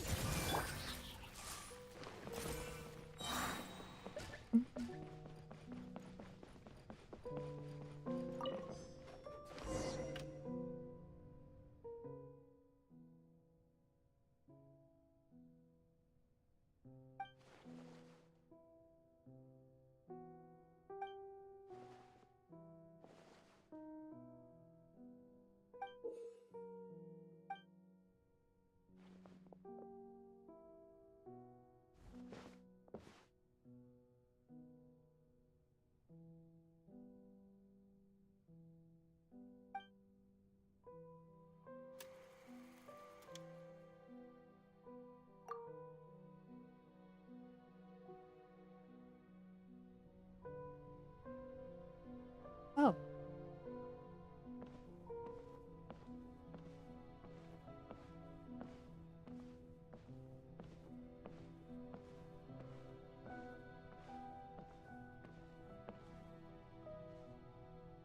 Farina. Huh? Who's that? Who's calling me? Where are you? Be not nervous. Be not afraid. I am before you.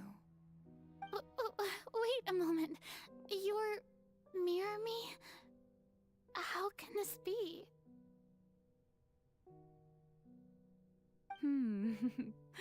Mirror you, huh? You know what? That's not bad. Let's go with that. Mirror me. What do you wish to say? The prophecy. Have you heard of it? What prophecy? Wait. I know. I think. I don't know why, but it's in my head somehow. The people will all be dissolved into the waters, and only the Hydro Archon will remain, weeping on her throne. Only then will the sins of the people of Fontaine be washed away. Oh, very good. You know it well. What's going on? I can't seem to remember anything clearly. The only thing I know for sure is this prophecy. Will it really come to pass? Yes, it will. And that is why I've come to you.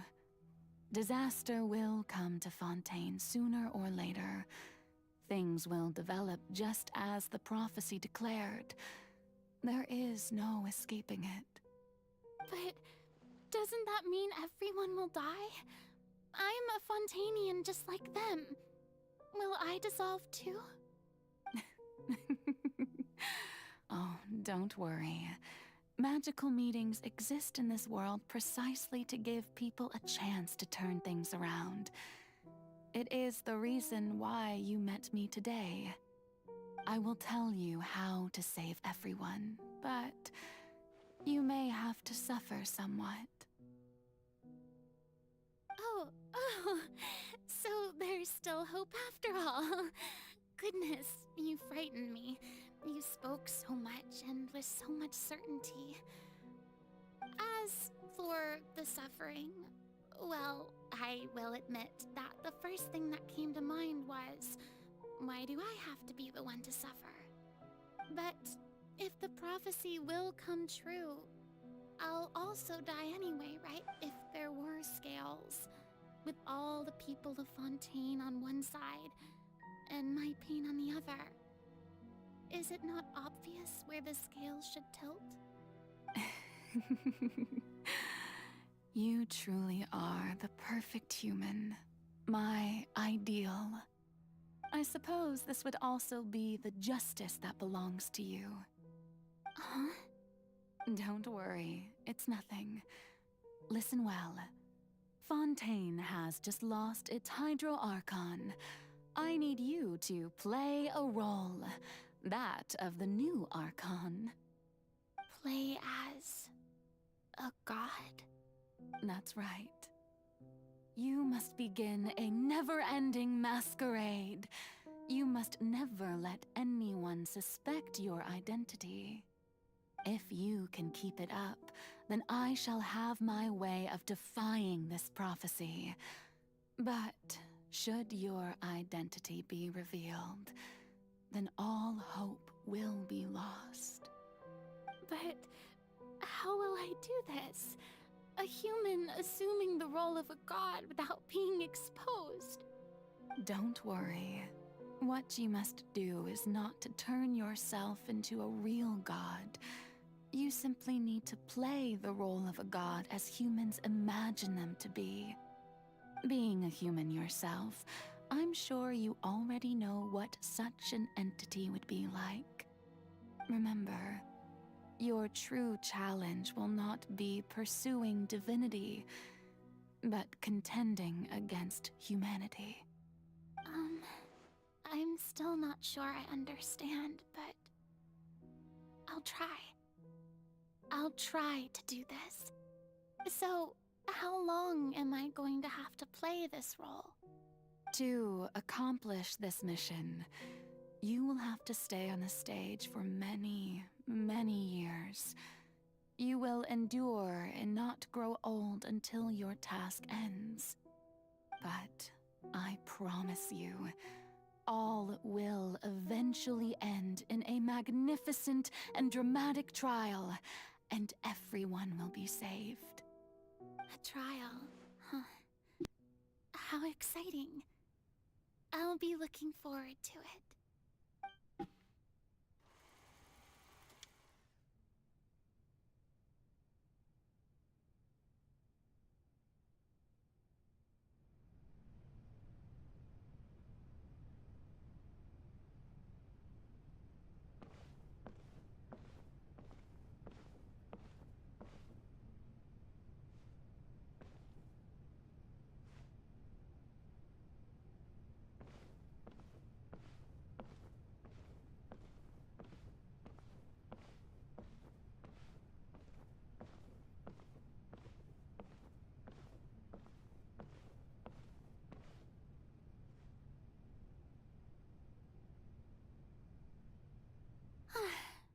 The Maison Cardinalise has announced my accession.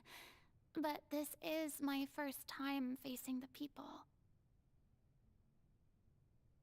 What should I say to most appear like a god? To be honest, I still don't know.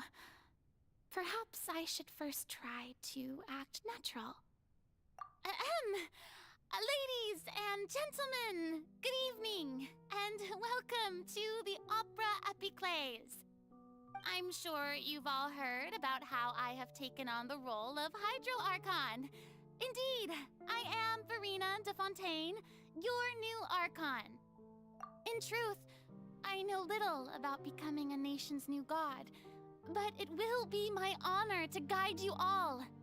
As the god Focalor, the god of justice, I shall do all within my power to lead you into an age of fairness and justice. Once again, thank you all for coming. If you should have any questions or suggestions, please send them to the Maison Cardinalise. The future of Fontaine will require us to work together, after all. This should do it. I thought I might stammer, but thankfully, I was able to convey my thoughts just fine. Okay, and next. That's the new Hydro Archon. Is this some kind of joke by the Maison? I would have thought that a being that surpasses humanity would be a bit more assertive. Hey, did you hear that? She even told us to send her suggestions there at the end. Shouldn't gods be all-powerful? She's being so modest. What's the difference between her and an ordinary person, then? If you ask me, perhaps the succession didn't actually happen. She might just be a Maison-backed puppet. Wait, what's going on? Why is everyone suspecting me of being a fake? Oh, this is bad. If I get exposed here, there'll be no saving the people from the prophecy. Right. Mirmi said that I just need to play the role of a god as humans imagine them to be. Calm down, Verena. Think. What do the people want? How would they imagine a god to speak and act? Assertive, with a strong sense of presence. One who can dispel all doubt. That is the character I'm fated to play.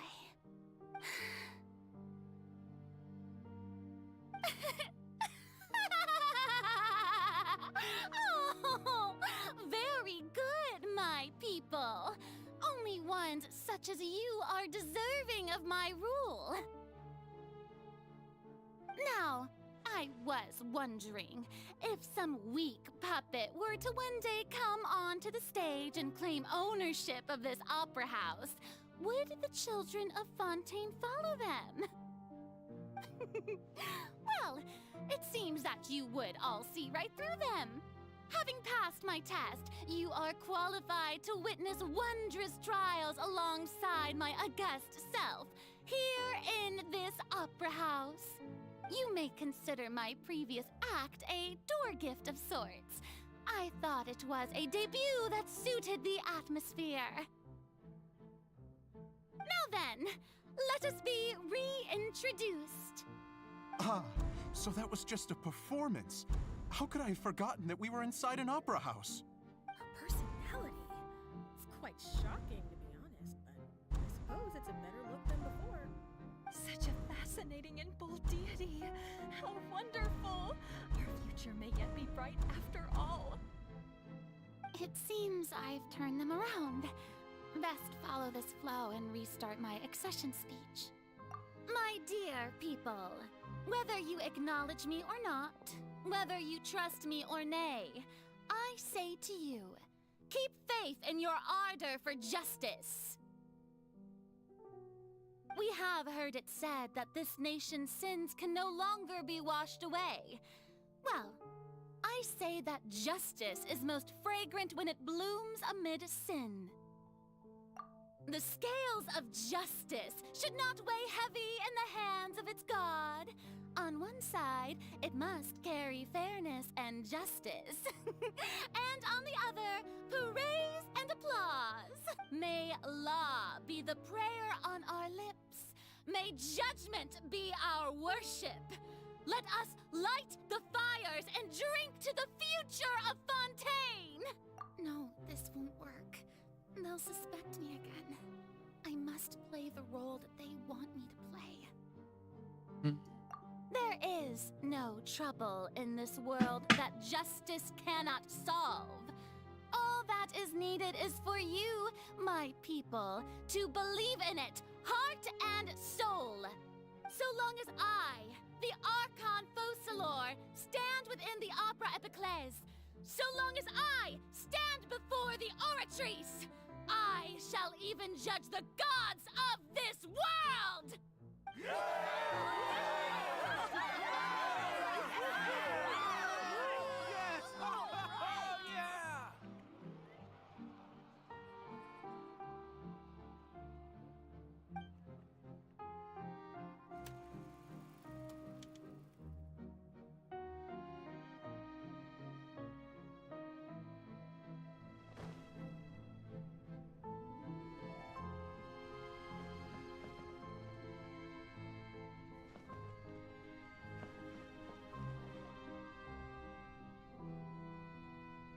Lady Farina, here are today's case reports, as well as a summary of the follow-up for your perusal.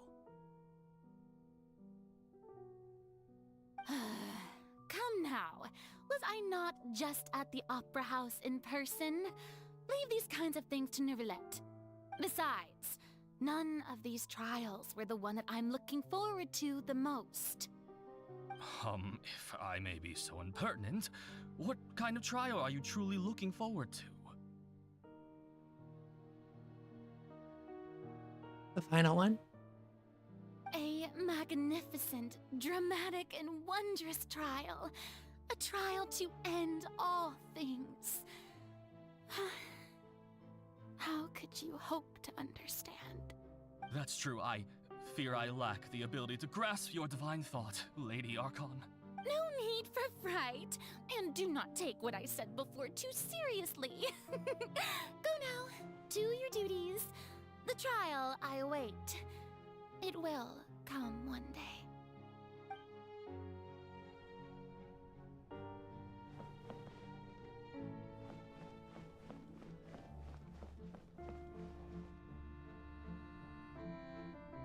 Lady Farina, I don't know what to say. Thank you for agreeing to see me. No need to thank me. Or rather, thank your own sense of perseverance instead. Long have you stood in line to meet me, have you not? Oh, I'm afraid that's just an inevitable consequence of my divine charm. All right, Deoteria, is it? How is your son's illness? You remembered me, and you knew of my family, too. He is doing much better now. In fact, he is far more of an ardent believer than I. He was the one who forced me to seek an audience with you, and to bring your words back to him. Oh, good. Very good. If this should happen again in the future, please do not hesitate to come and tell me. Going down to citizens' homes every so often, while not usual practice, should serve as a fine change of pace. You're such a gentle and wise god. Thank you once again, on behalf of my son.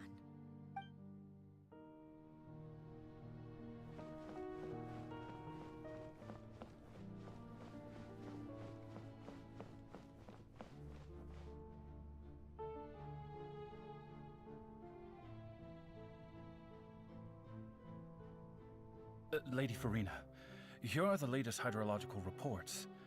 As for the specific parameters you asked to take note of, I'm afraid things still don't look good. I see. It's as I thought, then. As your god, I did already expect this, but I wanted to see how far your human wisdom would allow you to analyze it. All manner of signs indicate that the prophecy will still come to pass. Forget it. That's not something you need to worry about right now. Well, as I understand it, the Fontaine Research Institute is also trying to find a way to counter the rising water levels. Really? Have they found anything? I'm afraid that they haven't found any effective solution thus far. Oh, is that so? Well, no wonder. This issue has reached the realm of the gods, after all. Still, their spirit is praiseworthy.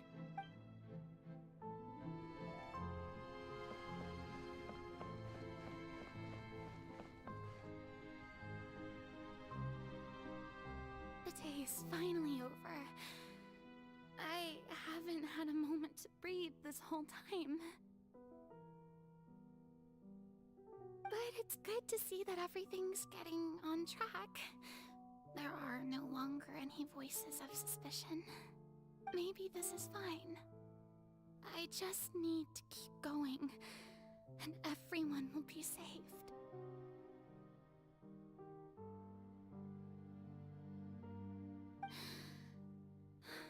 All right, Furina, don't think too hard about this. You need rest. Tomorrow's a new day.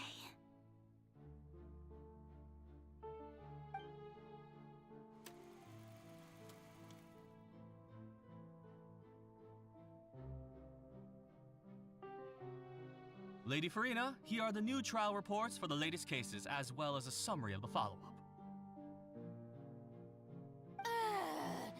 There'll be no need for that. I've seen them already. There's no need to go back over scenes I've witnessed in person before. Lady Furina, I've waited so long for this chance to see you in this manner. Indeed, my dear, loyal citizen. This joyous moment is an honor for us both.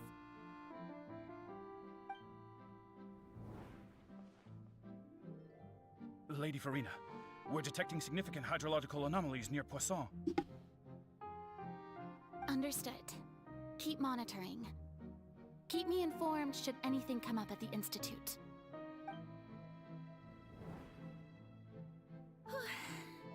I don't think I let anything slip today. I must show the people that there is nothing to worry about. I just don't know when these days will end. I feel utterly exhausted. Best to rest early today, too.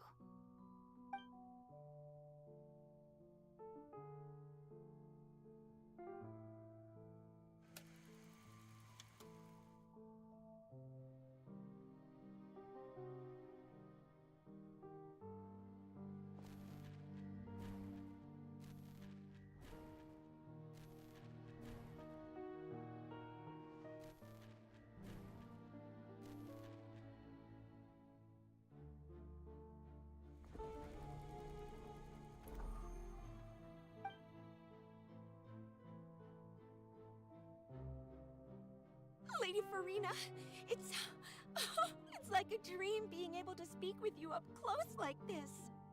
I've heard that the first member of our family who was honored to receive an audience with you was Madame Dioteria, almost 20 generations ago. And what a fine family yours is indeed. It brings me great joy to meet such a faithful believer.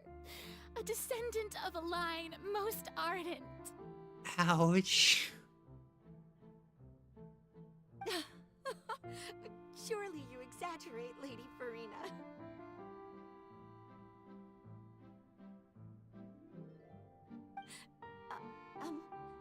My lady?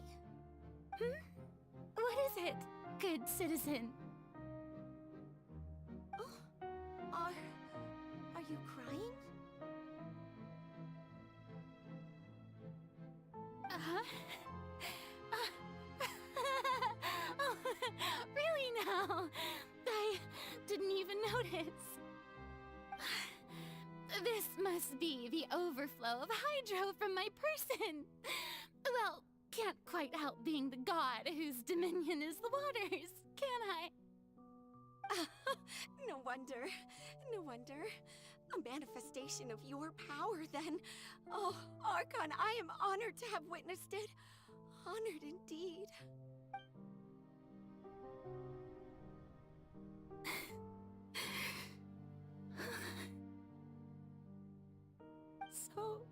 interminable.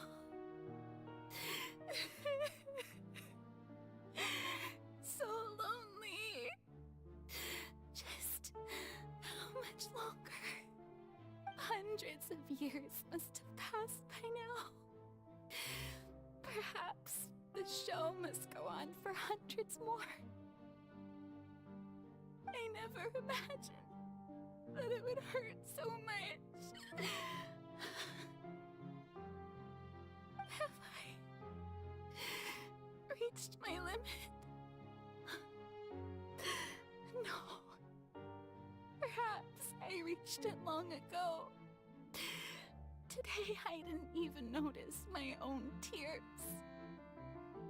I want to tell someone, anyone, about this. But would that not destroy all I've done so far? I've conducted so many investigations across the centuries. But there's not even a sliver of hope that we might break the prophecy. You are the hope, though.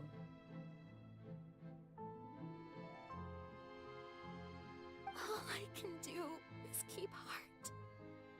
I must maintain this act. It is the only way to save Fontaine. Please, mirror me. You have to succeed.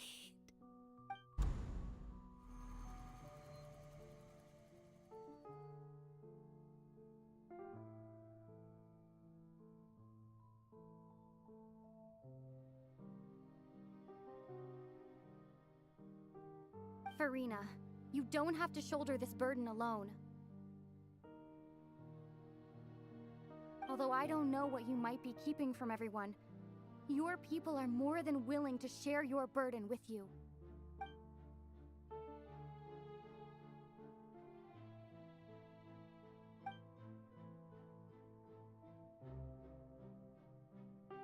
Share my burden. That's impossible. It was fated right from the start that this would be my duty alone. But even if your burden doesn't need to be shared, you can still choose to confide in someone. Just share it with me. I'm what you'd call a witness. A witness? Yes, I've heard that you came to Tevat from beyond the stars, yes. In other words, you never belonged here. And if Tevat is, in its entirety, a show on a stage, then you're just a spectator, aren't you? If that's the case... She's right. I could confide in her, couldn't I? But if things don't play out as expected, the people of Fontaine will be the ones to pay the price. No, Farina. You shouldn't be selfish. But what if it's really alright? Farina, you've worked so hard for so long. Surely it would be okay to put yourself first for once. Just this once. Is it such an outrageous thing to do anyway? To find someone in whom you can confide your frustrations and sorrows? Surely it could not hurt. If you let this opportunity slip through your fingers, it might never come by again. Think about it long and hard.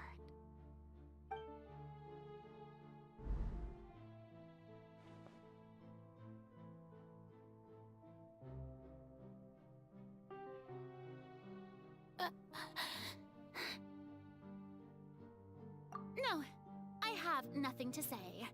I am Farina, the Archon of Fontaine. Everything will surely get better. All you need to do, dear spectator, is to witness my performance until the curtains fall.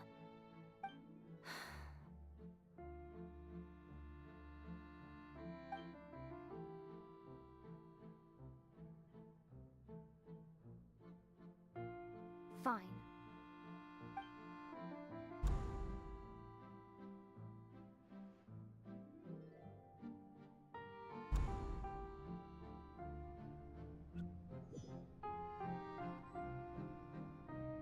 So even Farina doesn't know the truth? You've never once let her in on the full plan? Yes, it had to be done. To deceive the heavenly principles, you must first deceive yourself. She did very well. If she had let her resolve falter even once in these 5 centuries, Fontaine would have been doomed to the most tragic fate. It seems that trusting humanity was the right decision after all. I believe that I understand how your deception works, but that is only half the truth, is it not? How would you build on this foundation to save the people of Fontaine? That is the most important thing. Ah, good, good. Of course, the Iudex of Fontaine has pinpointed the crux of the issue. I'm sure you've long sensed that the Oratrice is no simple machine, yes? I've always suspected that it had its own consciousness. And Lenny did mention that he heard a human voice within the core chamber. It now seems that that person was you, hidden within the machine all along. Am I right?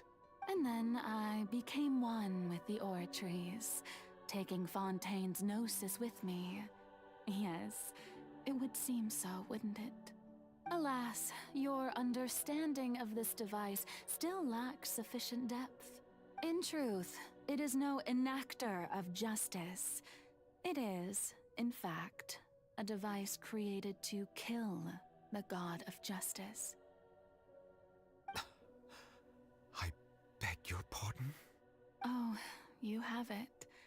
And to be more precise, not only will the Oratrice take down the god of justice, it will also take down the divine throne upon which she has been placed.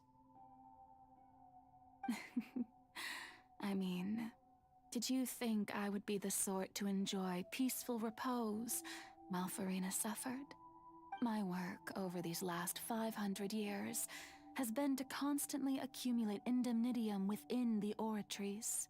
But really, some have already discovered that only a small fraction of the energy generated by the device was ever used to provide power to Fontaine. The vast majority had to be, accumulated to enact this death sentence. It was all a part of your plan then? Both the trial and the sentence? Indeed. This power, accrued over 5 centuries, could have sustained Fontainians for millennia had it only been used for that purpose. Almost all of it has now been stored within the Oratrice. But only power of this magnitude could hope to destroy the Hydro Archon's divine throne, shaking the rules established by Celestia, and breaking through the institution that is the Seven. So the Oratrice's call for death was for neither Farina nor Focalor, but for the Hydro Archon. The destruction of that divine throne. If I do not misunderstand your intent, you must be... returning what's rightfully yours to you, of course. In other words, this was all done to return the authority of the Hydro Archon to the Hydro Dragon of this planet. But...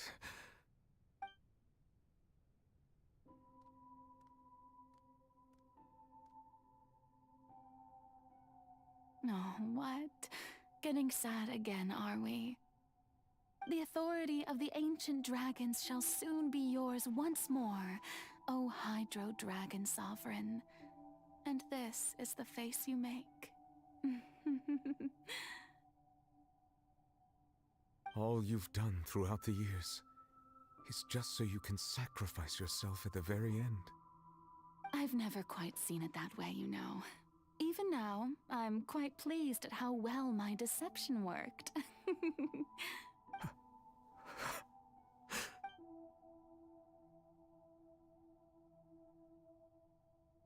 Hydro Dragon,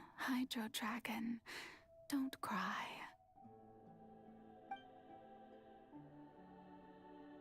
I must say, had it been within my rights, I would have loved to judge the heavenly principles themselves. Were they not guilty of essentially the same crime? Egeria stole the power of the primordial sea, and the heavenly principle stole the power you ancient dragons possessed. I, for my part, am the god of justice. And is it not just that your original powers should be returned to you? Speaking of justice, I have always believed that justice lies in the process of pursuing human existence itself. So, if the theft of the primordial sea's might was Fontaine's original sin, then, leaving matters of procedural right and wrong aside, the descent of the Fontanians as humans and their right to exist in this world would be Fontaine's original justice. In other words, existence was Egeria's justice, and to me, justice is the continuation of that existence. Defying the prophecy and ensuring that Fontaine's people shall live on, that should be the justice enthroned over all others. At this point, we, whether it be myself or all other Fontanians, have shouldered the burden of this sin for far too long. Iudex Neuvillette, the highest judge in our land, when you regain your full power as an elemental sovereign, what verdict shall you pass upon us? So when I was invited to the court of Fontaine to serve as Iudex, I see now that that was your idea too. At last, I now understand the true purpose behind this position. In the beginning, I was uninterested in human existence. But these 5 centuries of living alongside them have gradually brought about mutual understanding between us. And I have even attempted to feel as they feel. You are a devious one, Focalors. Things being as they are, surely you know that I could never declare them to be guilty.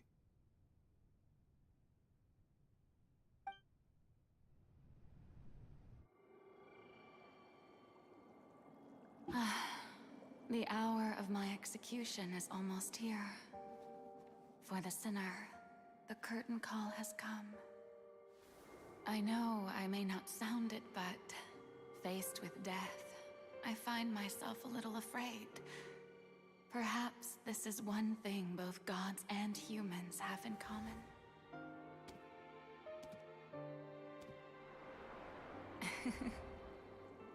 Farewell, Neuvillette. I hope you've enjoyed the part you played these 500 years.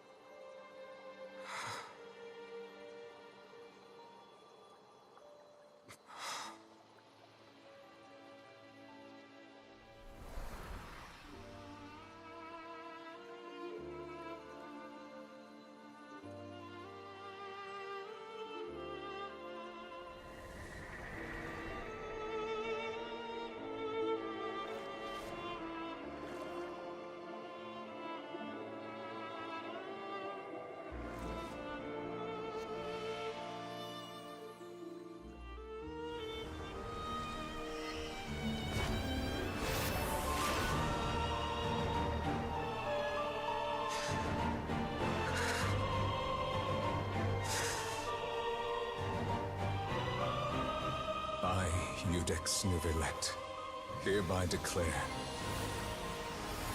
people of Fontaine, your sins are forgiven.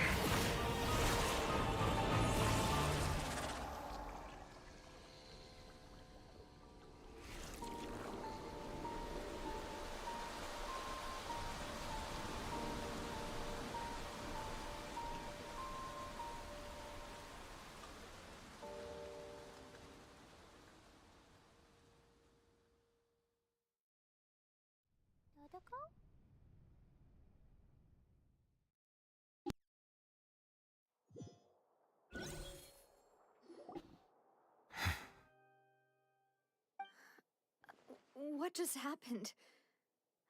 Has the death sentence been carried out? Was that bright light some sort of misdirection?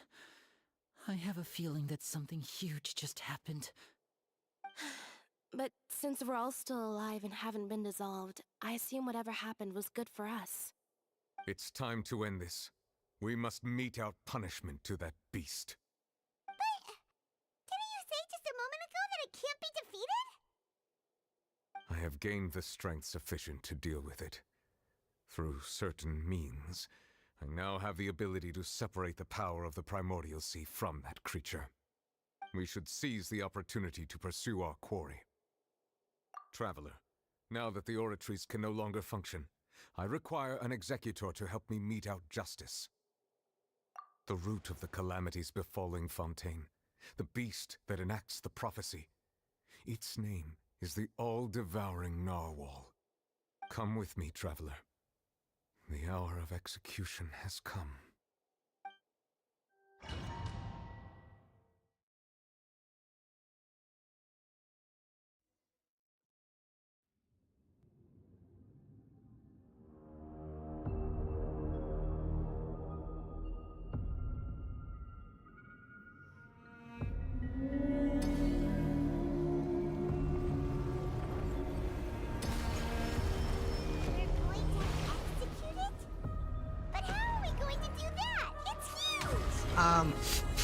I've already done my best to separate the power of the Primordial Sea from the way out. Considering the size of the beast, I cannot reach the power source. Unless we can find a way to attack it from within. I shall share part of the ancient dragon's power with you. We shall look for an opening together.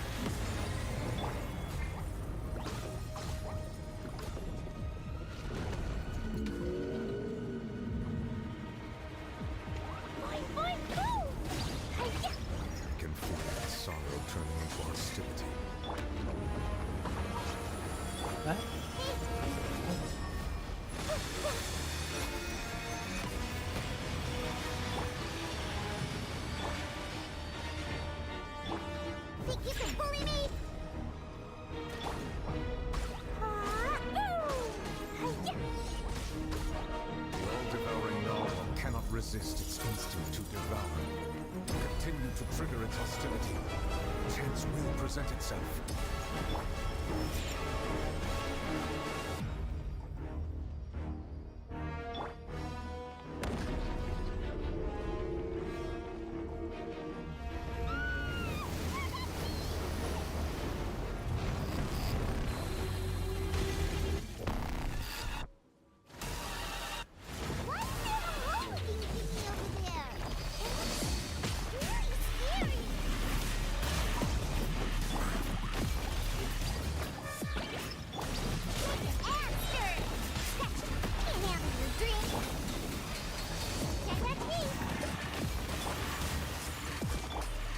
Granted you my protection. Do not fear. Seize the moment and use my power to suppress its root from within. Away I go! Shake it, hamster!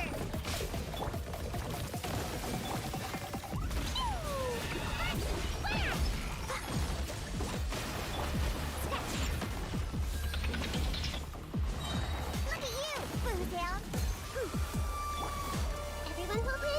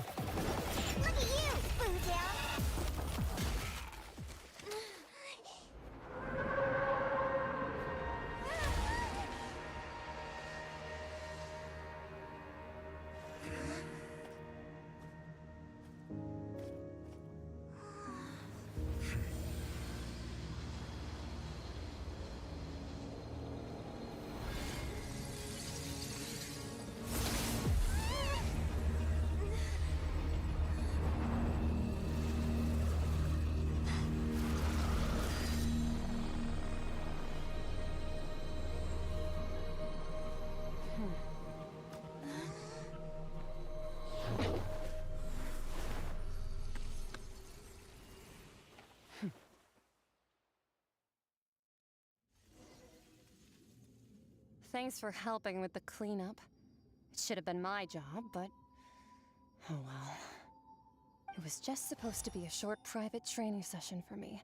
I didn't think that my disciple and my master's pet would start brawling in the meantime.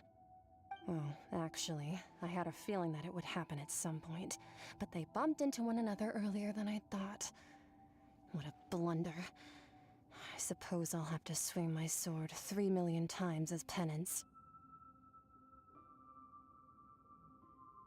That power. Who are you exactly? Paimon has an idea. From what she said earlier, she must be Child's master. Skirk, right? It's just that he gave us the impression that she was the less talkative person. I simply did not have anything to say to the weak. But you, on the other hand, managed to defeat the all-devouring narwhal without using power from beyond this world. So you may speak to me as equals.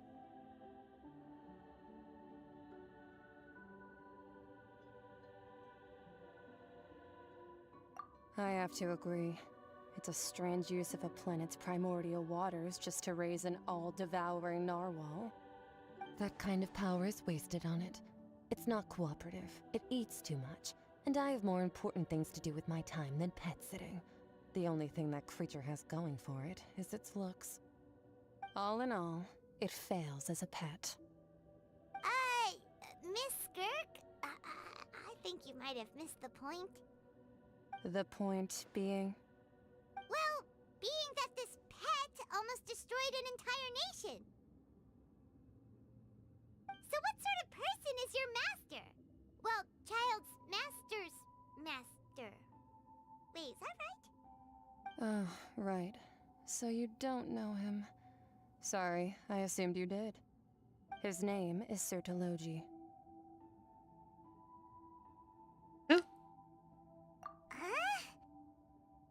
I am unfamiliar with that name.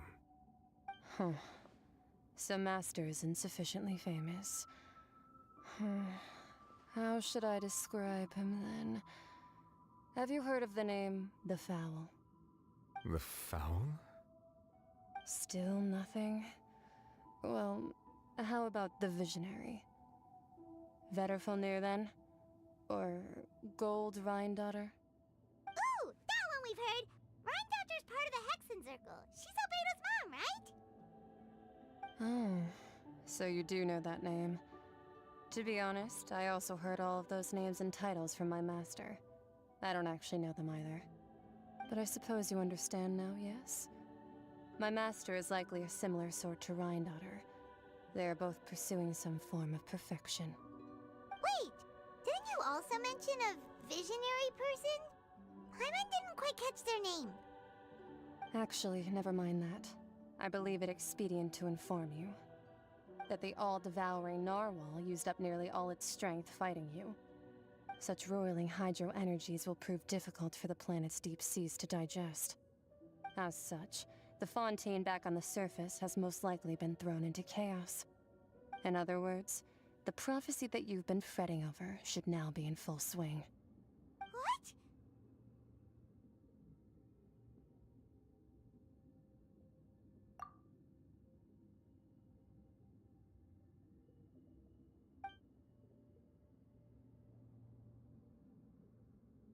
Not to worry. Focalor has already managed to deceive the heavenly principles.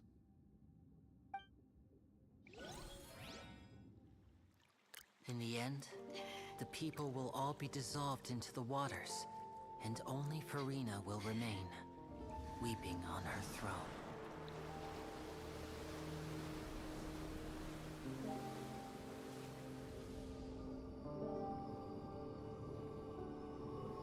Only then will the sins of the people of Fontaine be washed away.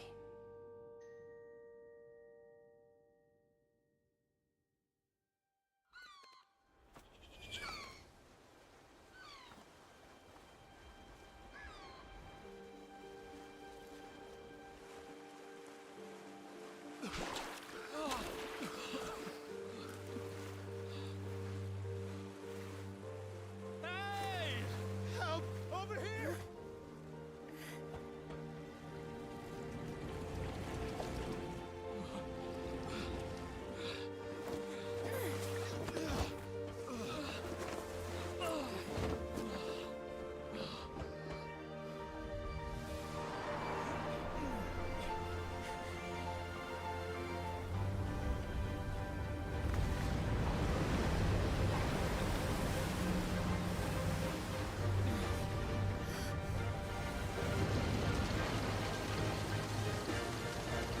Oh.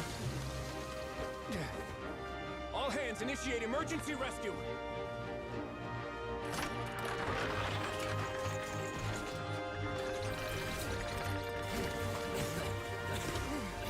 Hurry!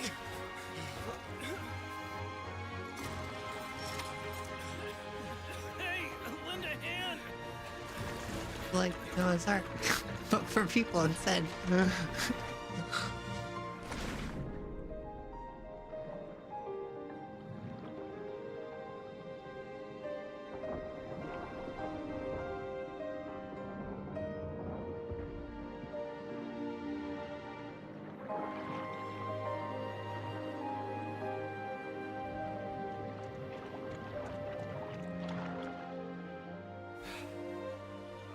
Look! The water's receding!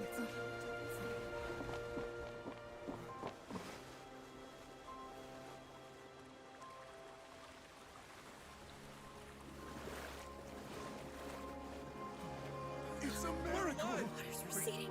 We didn't dissolve. The prophecy was wrong. The prophecy was wrong.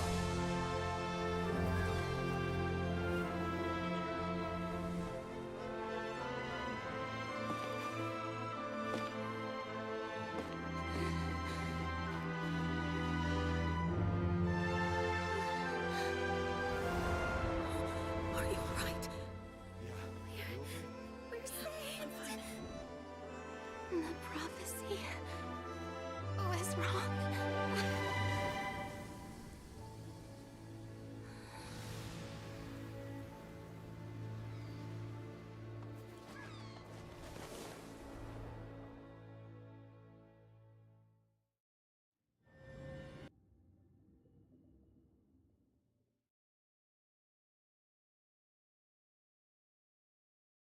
Wow. Hot damn. The soil renewed. The Svina di Rasula talks post-disaster rebuilding. I recently visited Poisson to meet with Miss Navia, spokesperson of the Svina di Rasula, and we spoke about Poisson's present and future. Old soil can still give birth to new bloom, Miss Navia stated. Hope is like seeing a small cookie when you're starving late at night. You just need a little of it. Skyship Winglet, boon or bane of the Fontaine Research Institute. The various disputes that have arisen on account of Mr. Edwin have suddenly become a shield over the Institute, with Jurier turning out to be a once overlooked hidden gem. People always call the first researcher mad, but few know what to call the second. And should that latter person achieve a miracle, they would find it all the harder to find a word with which to classify him and his team. Wow! Paimon barely recognizes the people in the reports. Are those really Jurier and Navia? They sound like real big shots.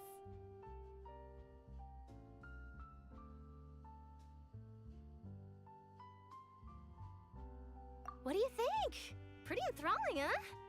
The Steambird's idea was pretty simple. With the disaster just having passed, we would print a free edition packed to the margins with good news to calm people down. The value for these big scoops lies in their inevitable follow-ups. We'll publish further reports and go into the stories behind those people. Edwin's assistant, Jurier, created a true flying ship, while Navia is leading people in the reconstruction of their home. I'm sure that these stories could draw even your well-traveled eye. Paimon's curious too! Wait a minute. Didn't we watch everything happen from start to finish? What's there to be curious about? And that's exactly why I'd like you to come conduct interviews with me. You're the best incubators of news, if you haven't noticed. And also, with you around, I'm sure I'll get to see that Duke. Are you sure? Hasn't he turned you down several times already? Oh, this time will be different. Come on! Let's head to Poisson first, and then make a trip to the fortress. There are some things you'll only know when you get there.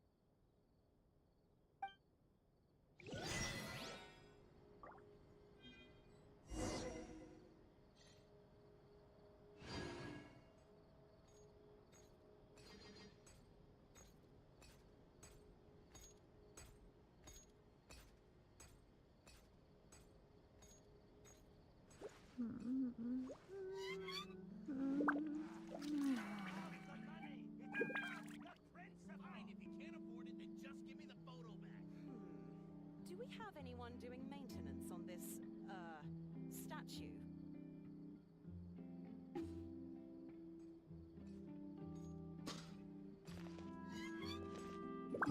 Well, I suppose there's a happy ending for everything then.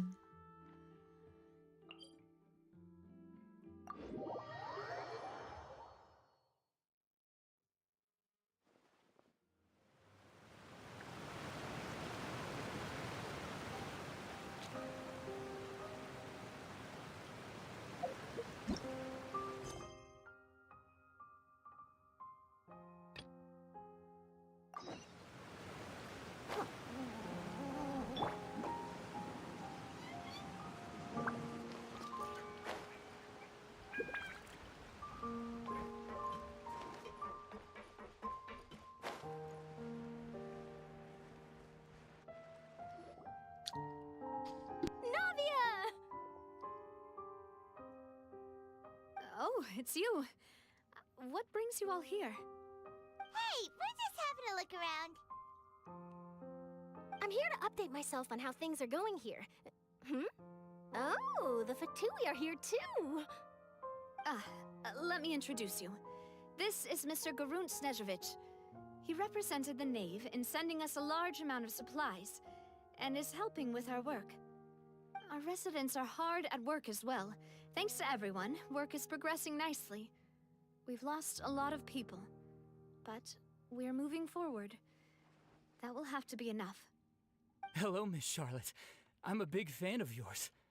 I especially like that article you wrote last year about Fontaine's stray cats.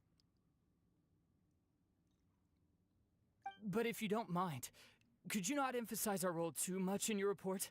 It's not charity we're doing here. We just happen to share the same interests as the Spina. I get where you're coming from. I'll keep it as simple as possible. Or would you be willing to feature as friendly neighbors? That would be fine. Thanks. Oh, you're back too. How are things? We finished laying down the construction materials.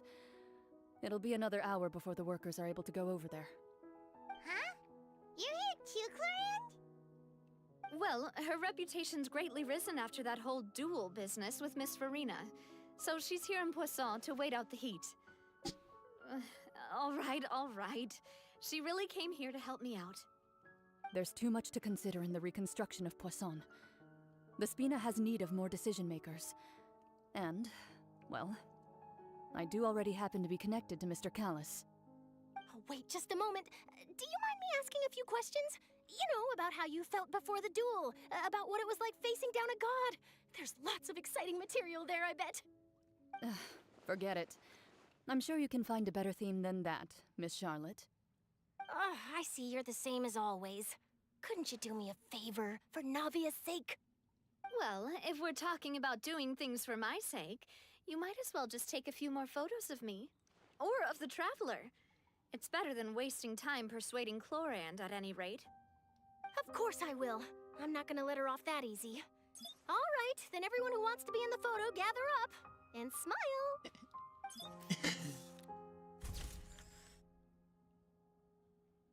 How did it go? Was it a good shot? Did Paimon look cute in it? Not bad. Your addition really helped the composition of the picture. All right, hang on a moment. Let me snap a few more shots. Please don't. All right, that should do it. I'll be back here later anyway, so let's call it a day.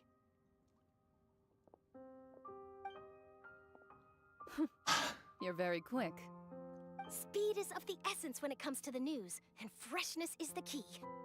Also, not to brag, but I'm pretty good at building connections. Who knows? I might eventually get that interview with you after all, Miss Clorand. Wow, you really do have that never say die spirit. I'm impressed. I'll hazard a guess that this is how you got that interview at the Fortress of Meripede. Whoa, you're well informed. Let me make a guess too. I asked Sijuin, who told Monsieur Nervillette, and he told you, right? That's a very complete information chain. In truth, all Monsieur Neuvillette asked me was, When did the fortress become so friendly towards the media? I told him that it was best not to speak too soon. There's no guarantee that Ridsley will make a personal appearance. You're right. I've got to treasure every moment I have with them. In which case, I'll be making a move first. Stay safe now. And tell me if you hear anything interesting. I'll treat you to afternoon tea in exchange.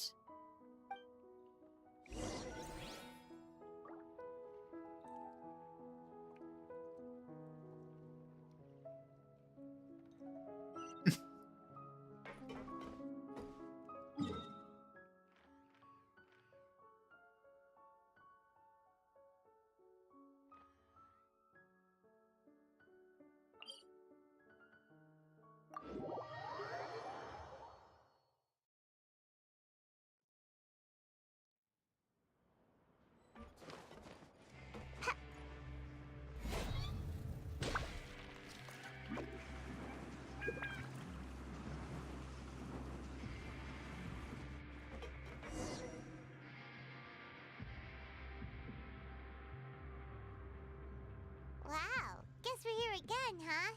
There's a real nostalgic feeling to this place. Looks like you've been missing us. No. Duke! Did you come all the way to the entrance to greet us? Of course. I'm here to welcome you and our dear Miss Charlotte, whom our good head nurse recommended to me.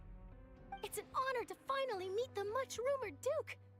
Thank you for consenting to my visit to the fortress, sir. No need to thank me. But that said, I shouldn't be the focus of your interview. I trust you recall our agreement? Of course, of course.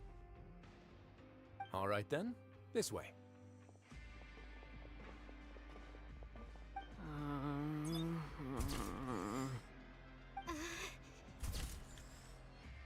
Hey, no need to be so nervous. I've already taken all the photos we need. Miss Charlotte, do these pictures really need to be published on the cover of the Steambird? It would seem that Miss Lorvine doesn't want her face to appear beside that of Mr. Jurier, Sir, please don't say things like that. But it looks like dear Mr. Jurier denies it.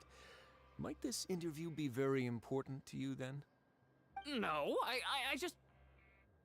This is my first time being interviewed, and I'm very thankful to the Steambird for... Now, I might not look it, but I actually did meet Mr. Edwin once. And I'll be honest, I enjoyed chatting with you more. You've definitely got more of that genius vibe going on.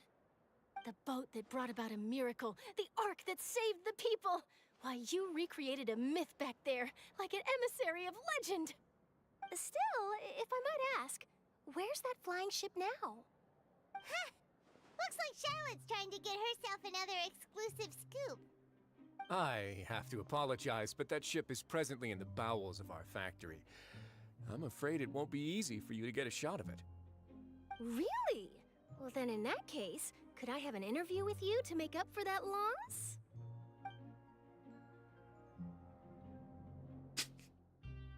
You already know my answer, I'm afraid.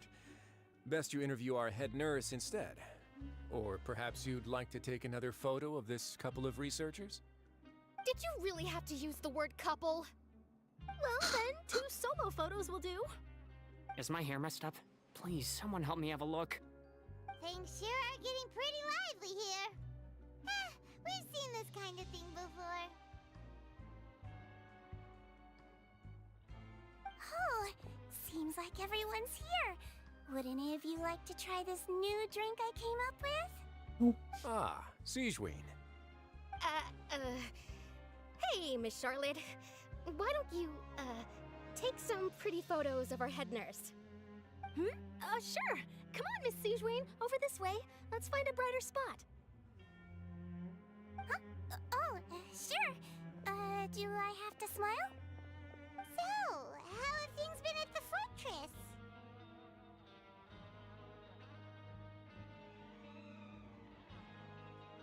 Same old, as you can see. Fontaine's undergone some changes, but this place is still more or less the same.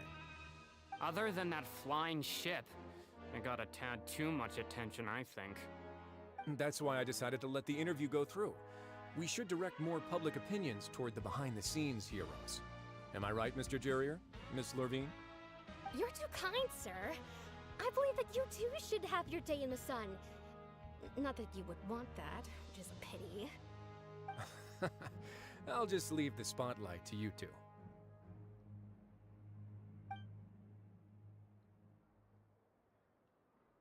I see. Lots of things happened that day, huh? Anyway, regarding that Harbinger, I'm not sure you remember, but his 3 young followers are still waiting for his return. He sure did win them over, huh?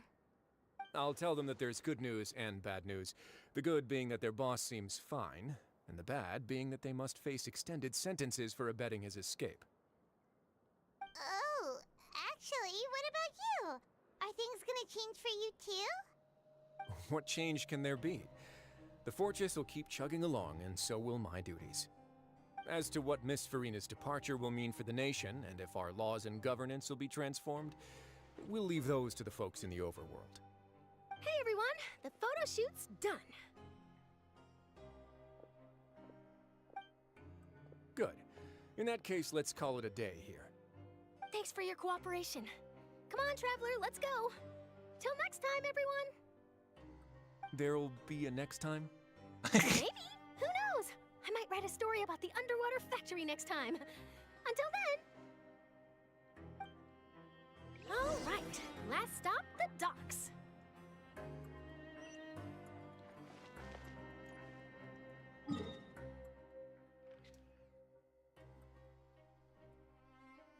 Oh, all the way back up.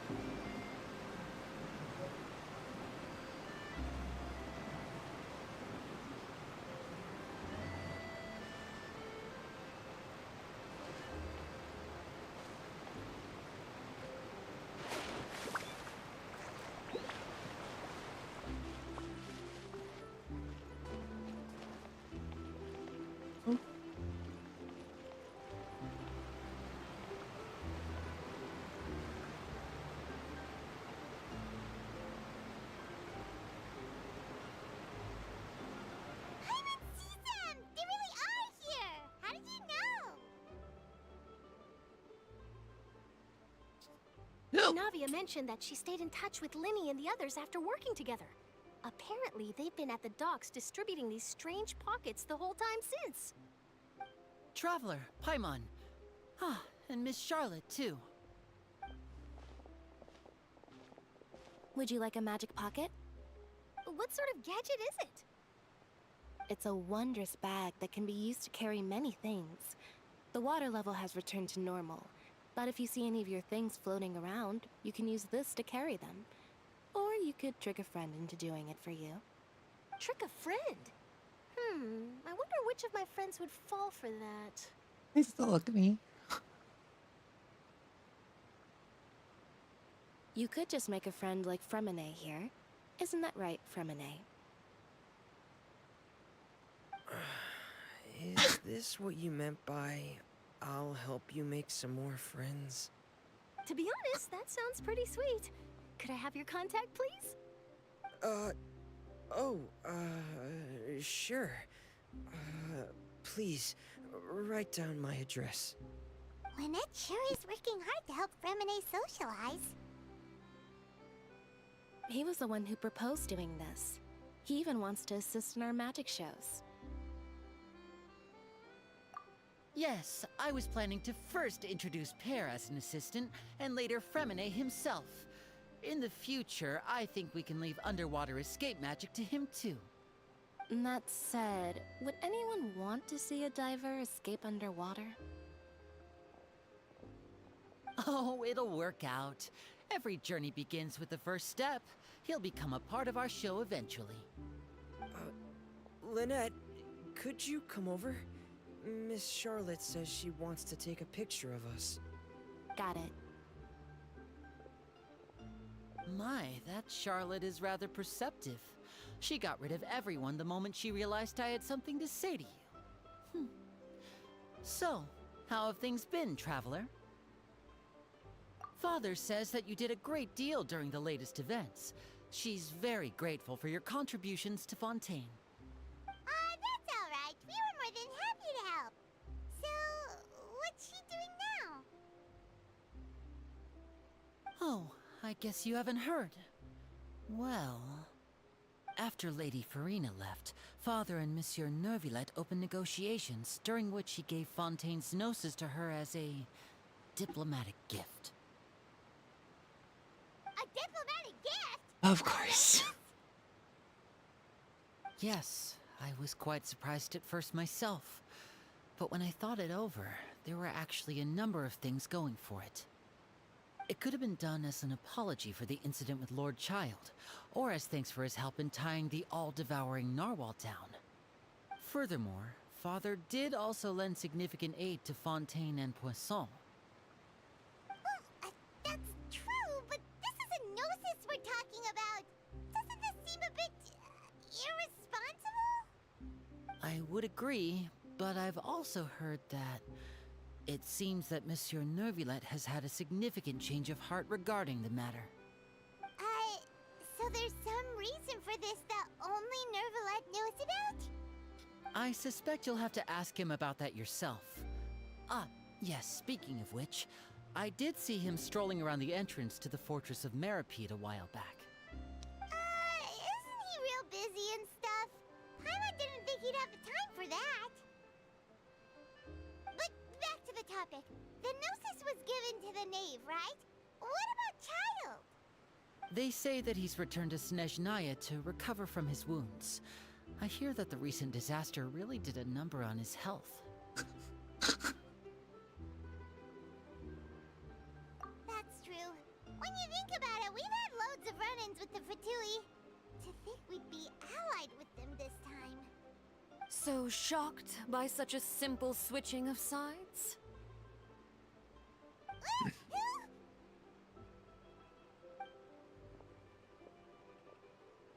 Father! Well, what do you know? Come to the docks to see how my children are doing and meet the Traveler by chance. Please do not pay my accomplishments in Fontaine too much mind. I would have done them regardless. Are you going to take the gnosis back to Snezhnaya? That is our duty as harbingers, yes. Don't be too preoccupied with sides. The goal of the Fatui concerns not a single place or person, but the entire world. With such a grand goal in mind, it is inevitable that we must wear many masks. Switching my masks is something I've always done. Well, that depends on many things. No one truly knows what the future holds. What good is honesty if you can't rely on it forever? As for you, I very much look forward to our next collaboration. Good things cannot be achieved alone, and you've proved yourselves to be great partners. A vision? All right. I'll remember to return it. Thank you for keeping it safe for him this entire time. And that's a wrap for me. Huh? You're...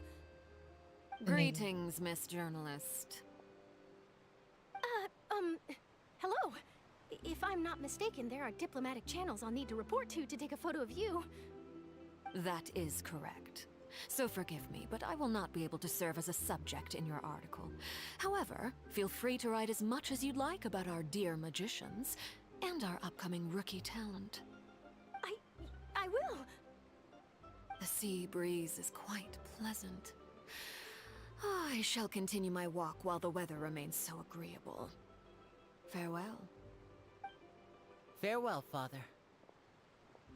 Oh, she has such an intimidating presence. I didn't even dare to take a picture. Thankfully, I've already wrapped up all my pre-scheduled interviews. Thank you all. This'll be more than enough for me to write about, I'm sure. Don't be too nervous. Why don't you take a magic pocket before you go? Here, Traveler, Paimon, you take one too. To move things about? That's right. Funny. I was giving out magic pockets when we first met too. And what do you know? I'm doing the exact same thing right now. So many things have happened, but the pockets are still the pockets. I guess this must be life. We will all follow our own paths, and serendipity will lead you to your fated friends. All right then. We'll be handing out pockets in some other districts later, so we'll get going now. Have a good day, you two. Farewell. Well, guess we sent Charlotte off. Shall we go see how Neverlette's doing? As long as he's not so busy that he doesn't have time to chat anyway.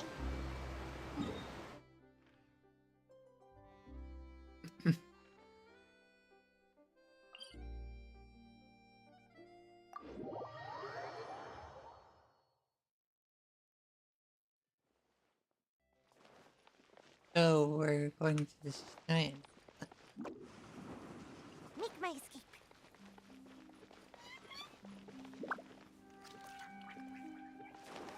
World ending catastrophes upon us.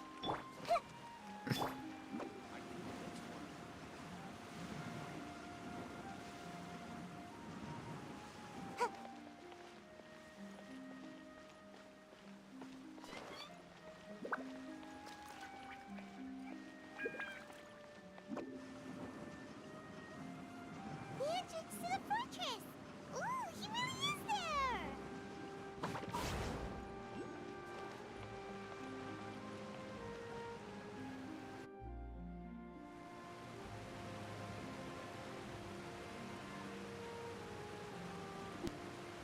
So, you really are here, Neverlet! I didn't think you were going to have free time this hour of the day. Really? Oh, I suppose you must have met Mr. Linney. He took the time to greet me earlier when he passed this way. In any case, you came at a good time. I was just considering reaching out to you to set up a meeting, so I may explain some things that I haven't had the time to before. Aw, Paimon's glad that you remembered.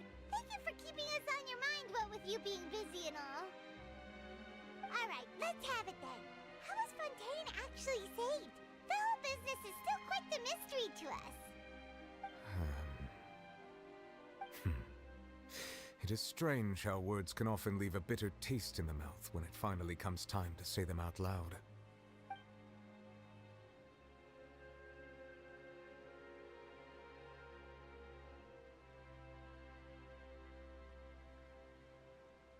Whoa. So that's what happened? Fossilor destroyed the divine throne of the Hydro Archon and restored your power to you, transforming you into a fully fledged elemental dragon sovereign! But Paimon still doesn't quite get what you did to save the Fontainians from dissolving. For me, the authority of the ancient dragons refers to absolute control over the hydro element. Fontainians were incomplete humans born of Egeria's use of the power of the primordial sea, with constitutions similar to that of mimics. But so long as those primordial energies remain within them, I could use the ancient dragon's authority to grant them true blood, after the fashion in which life was first brought into being on this planet. In other words, when I gave my verdict, Fontainians became true humans, and thus would naturally no longer be dissolved by water from the primordial sea. Fossilor must have counted on you to make that decision as well. Your verdict was the key to making the prophecy appear to have come true while saving everyone.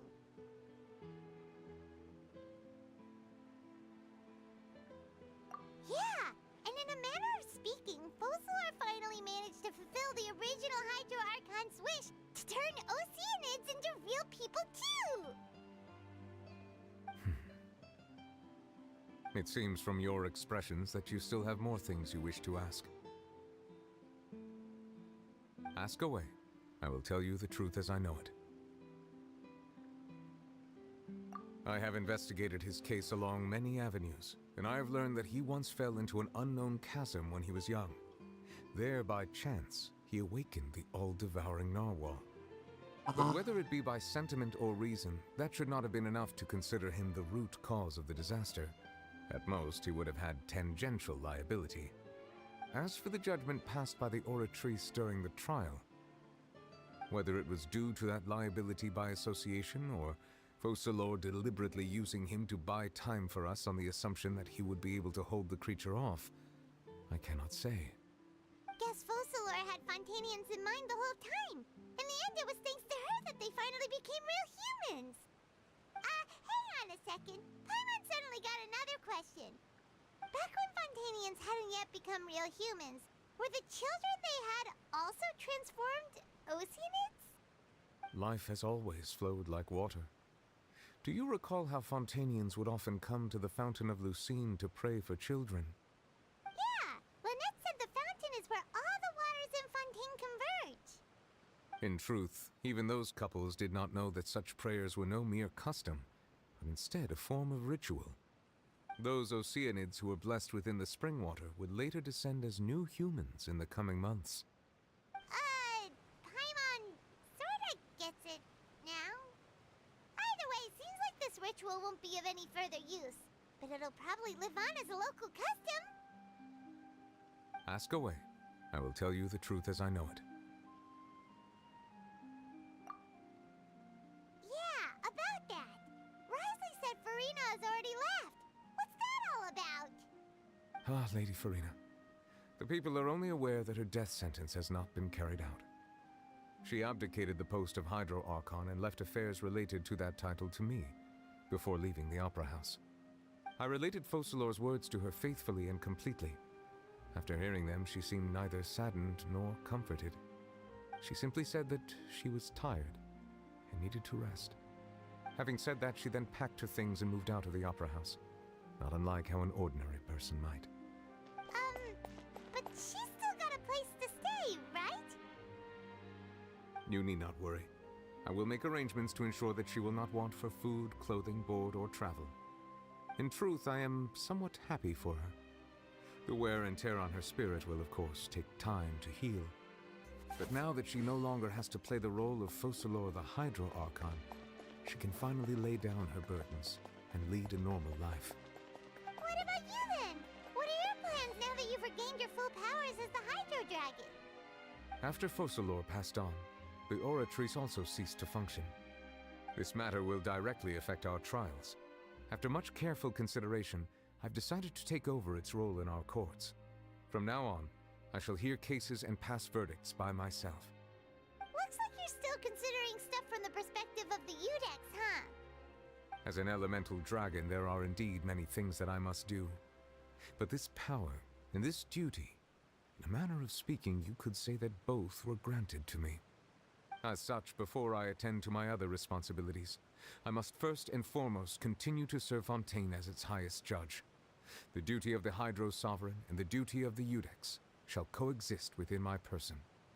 Additionally, the Hydro Archon's departure has brought about another problem, which is that the Opera House shall no longer produce indemnitium. That's true. That power was derived from the people's faith in the Hydro Archon, wasn't it? Wait, but the various mechs and machines in the city are all still okay. Where are they getting their energy from? As I am now, I have full command over New Musia, and it can serve as a complete substitute. Another reason why I cannot quite leave Fontaine immediately. Wow. This ancient dragon's authority stuff is really quite useful, huh? Ask away. I will tell you the truth as I know it. Oh, that's right! They say you've given it to the knave as a diplomatic gift or something! Leaving aside their intentionality, the two Fatui Harbingers have indeed done much for us during this crisis. Their sole remaining goal in Fontaine, at least at this point, would seem to be the Gnosis. The Oratrice has ceased to function. The Hydro Archon's divine throne is now no more, and I do not need the Gnosis's power. As such, it has lost all meaning for Fontaine. If the Fatui have impure designs, then we might as well accede to their request now, and avoid unnecessary conflict. What complicated considerations? Paimon thought you were just giving it to them out of gratitude to the knave and as an apology to Child. Ask away. I will tell you the truth as I know it. You will soon be heading to Natlan, I presume. I'm afraid that I have little talent as a travel guide, so all I can do is tell you what I know about that land. As far as I'm aware, Natlan can be said to be a nation of dragons. A nation of dragons? You mean like you? No, I suspect that I would not find myself welcome there. Unlike ancient dragons such as myself, the dragons of Natlan have undergone long years of development and evolution. Large numbers of them have entered a form of coexistence with humanity. Natlan is also the nation of war. War ravages those lands like an undying flame. There is one other piece of information I got incidentally from my negotiations with the Knave that I believe may be useful to you. The harbinger known as the Captain has thrown his hat into the endless ring of war. The Captain. Sounds like a real tough customer. Seriously, everywhere you look, there's a Fatui harbinger doing their thing. I suggest that you fully prepare yourself before going to Natlan. In the meantime, Fontaine's doors will always be open to you. Ask away. I will tell you the truth as I know it. Hang on a sec. Paimon's still got a question about the Gnosis. When we spoke to Linny earlier, he mentioned that your attitude towards giving away the Gnosis had clearly changed. We guessed that there might be some reason for it that only you were aware of. No wonder the House of the Hearth is the Fatui's intelligence division. They are certainly sharp. So regarding this specific issue, I was just getting ready to share something with you. What is it? In truth, I exchanged some further words with that lady named Skirk after sending you two back to the surface. It went something like this.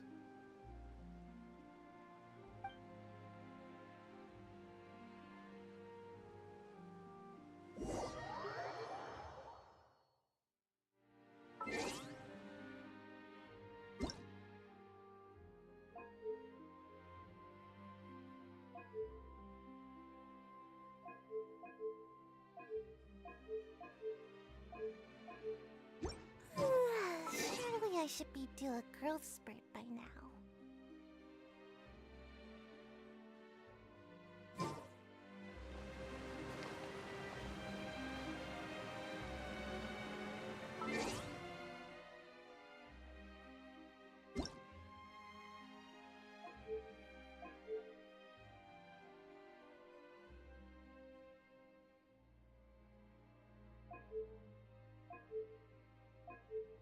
Yeah.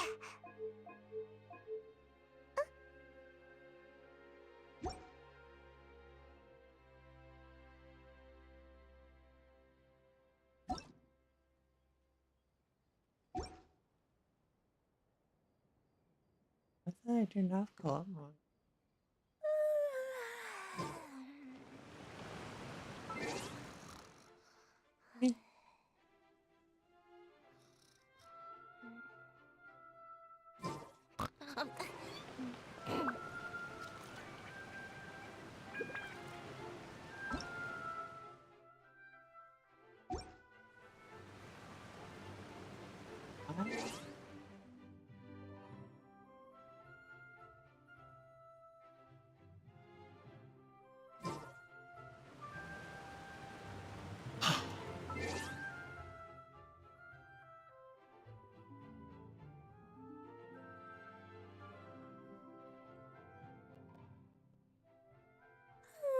Surely I should be due a growth spurt by now.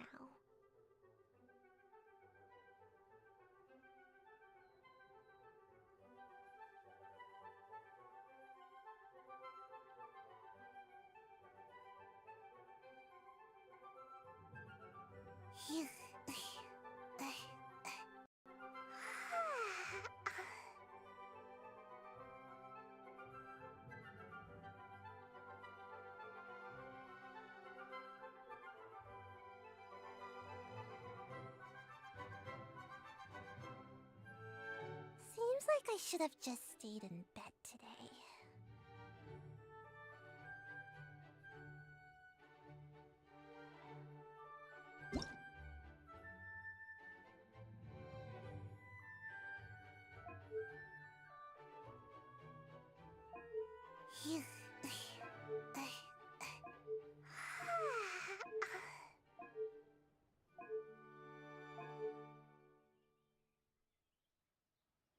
Oh.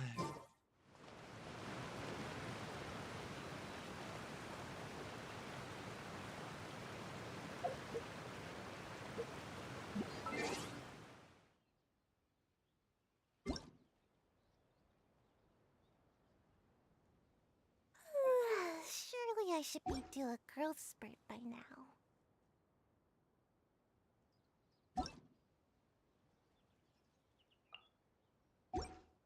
Oh.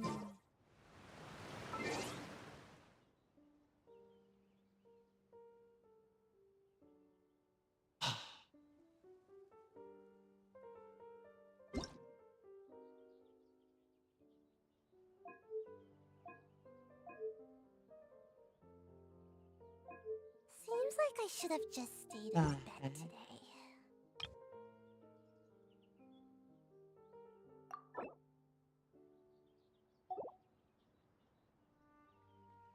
Yeah.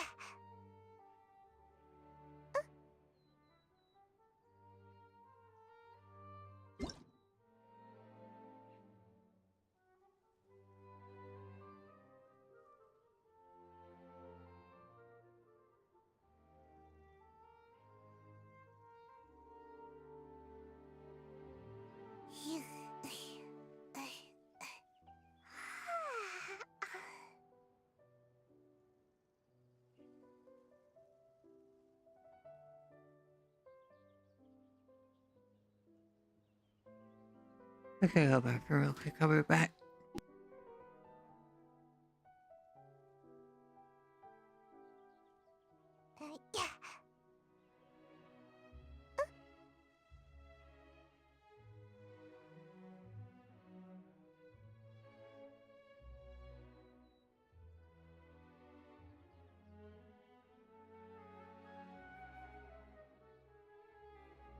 Yeah.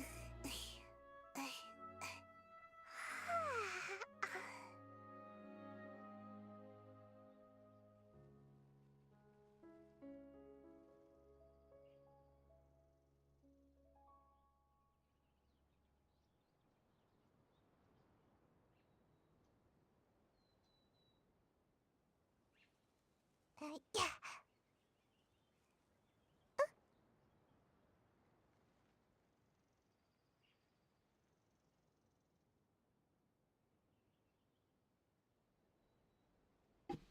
I remember the options being somewhere, but I can't find them anywhere.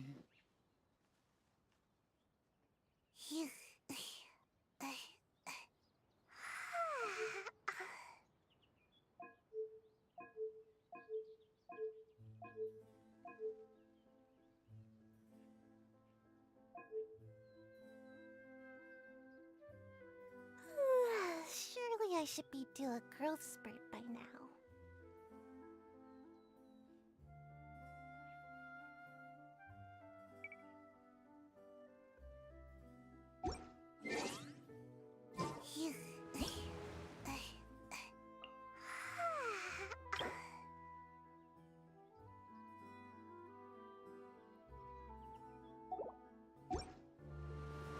What the heck?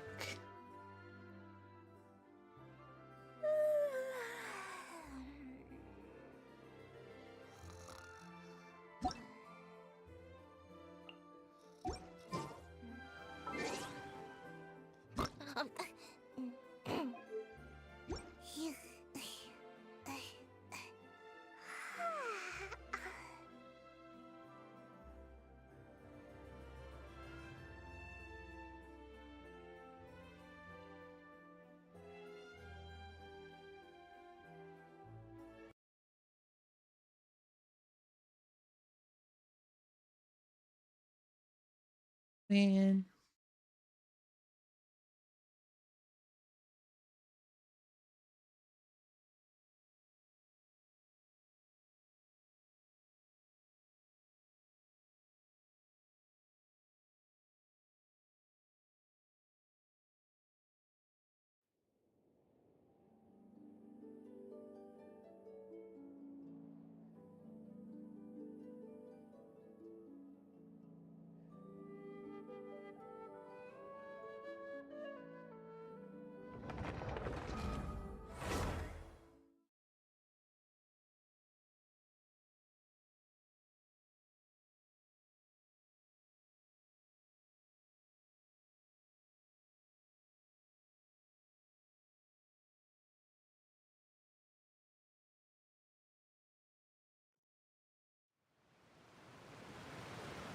I'm still in co-op mode.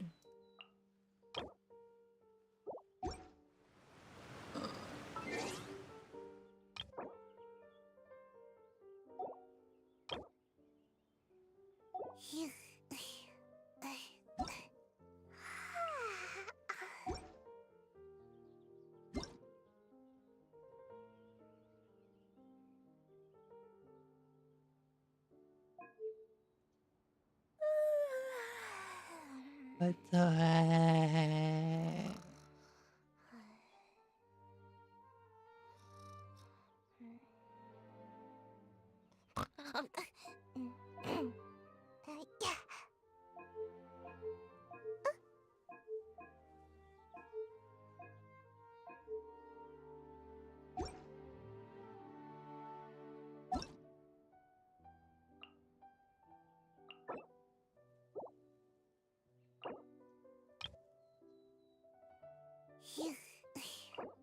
Can't even leave.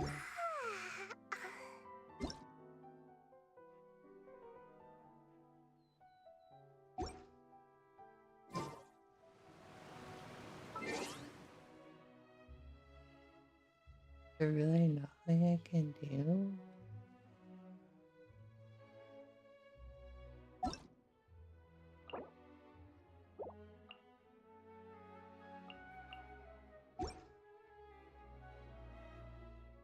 Seems like I should have just stayed in bed today.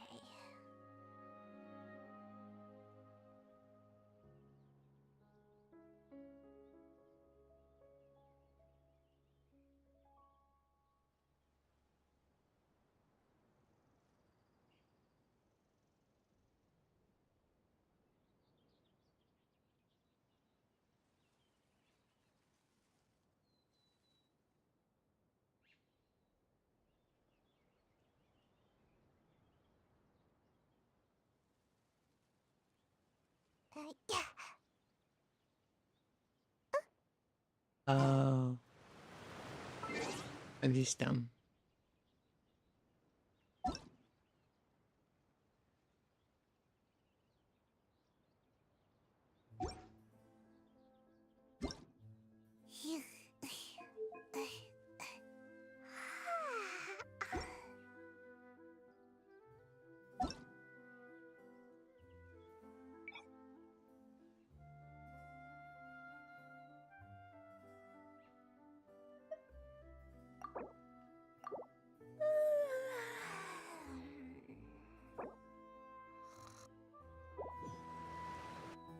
There you go.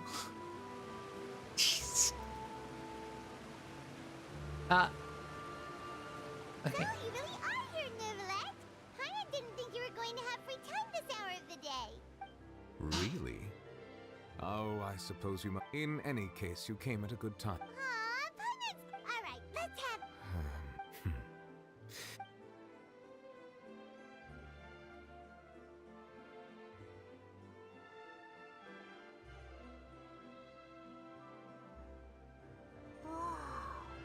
So that's what happened? Fossilor But Paimon still doesn't quite get what you... For me, the Fontanians were but so long as... In other words, when I get... Fossilor must have counted on you to make that decision as well. Yeah. And... It seems from your expressions that you still have more things you wish to ask. Ask away. I will tell you the truth as I know it. Hang on. When we spoke to Linny, we guessed that there might... So regarding this specific issue, I was... In truth, I exchanged some further words with that lady named Skirk after sending you two back to the surface. It went something like this.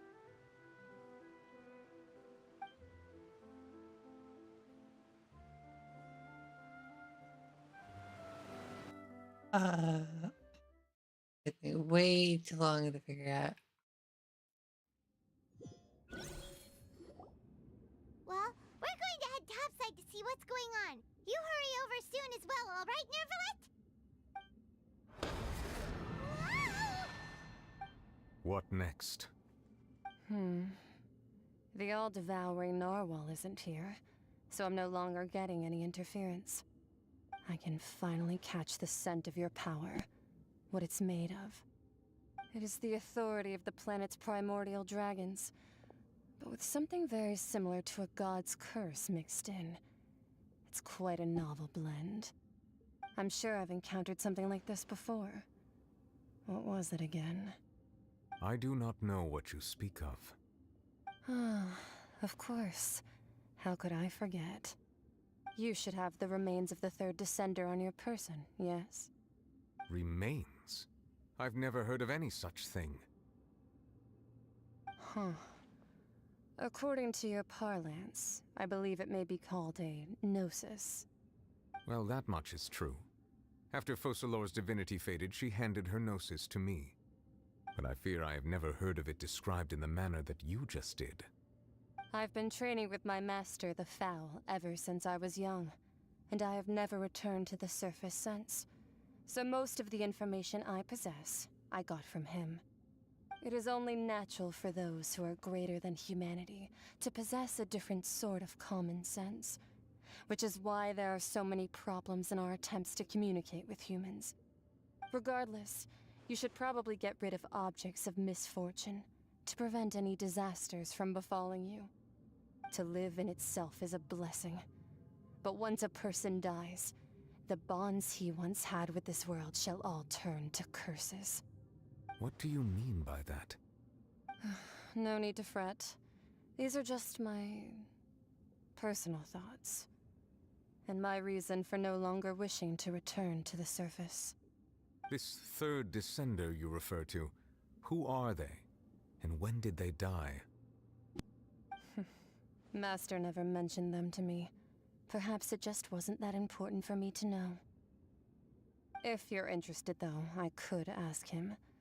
I'll be sure to pass the answer on to you next time. Next time? You believe we will meet again? I do. Wait. I have a disciple of my own, don't I? He can be the messenger then.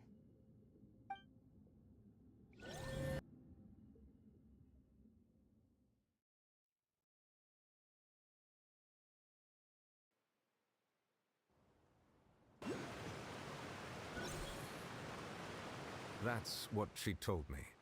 Whether it would prove useful or not, I wanted to pass that information on to you. The remains of the third descender? So that's what the Gnosis actually are. Paimon just thought they looked like chess pieces. How could they be a person's remains? All the same, assuming that there was no misunderstanding or special metaphor at play, that is what she meant to say. And she said that it would bring misfortune and that you should check it, which is why you gave it to the Fatui. If she speaks the truth, then I would simply be putting Fontaine at unnecessary risk by keeping it here.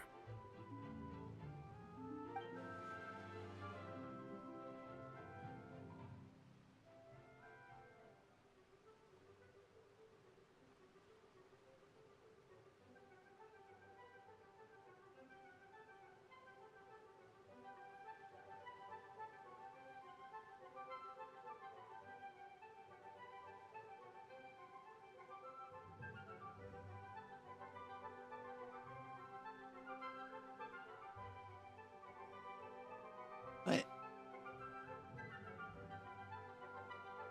that would mean Charlie's brother or sibling is already dead?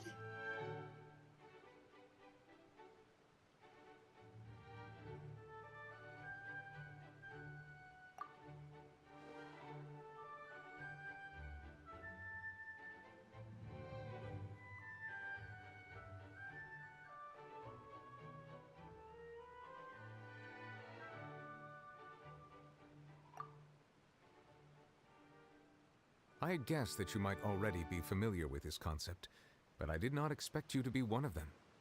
That means that the Gnosis, which are exceedingly element-compatible and can even enhance elemental abilities, do indeed come from the third descender. I wonder, does your body also possess similar properties? Like being able to use elemental powers without a vision. That does sort of count as special compatibility, right? No, let's not think about this stuff right now. It just feels creepy. comparing the Traveler to the dead third descender and all? That's what you say, but this topic still feels like bad luck!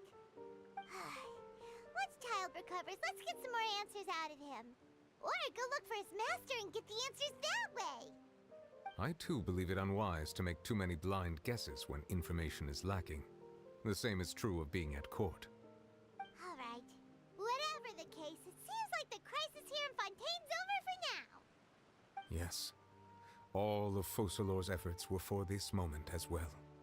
But she sacrificed herself in the end as a god, and she suffered through all those years as a human. Was that really what she wanted? I suppose that would be the mystery of a god's will. I suspect not. But once in a while, I too would guess that if wishes were like the clouds in the sky, they will one day return to the earth as raindrops. Life flows like water, and rain is the final answer. The water levels may sometimes tilt one way or another, but the rain falls fairly upon all. And what, ultimately, is the difference between the rains that fall upon all of us?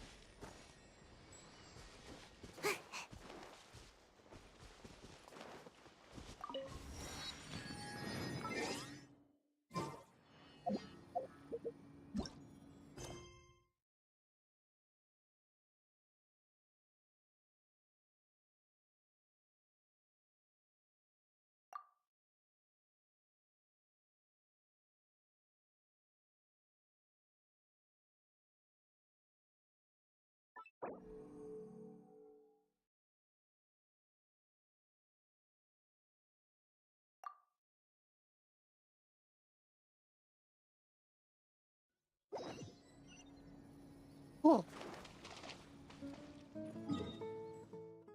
That's the function. They needed it for a long time.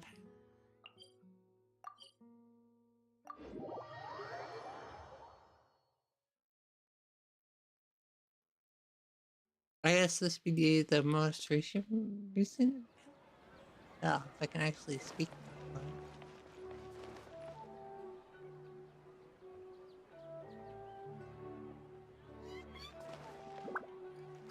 So this is the next.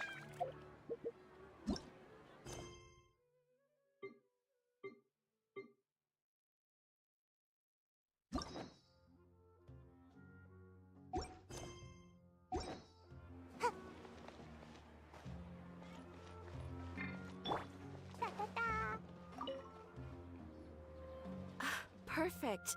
It's you two. I have a commission here that has your names written all over it. In fact, I'd even go so far as to say you're the only ones for the job. The only ones for the job? Huh. If our help is really that important, it's probably some Archon class commission, right?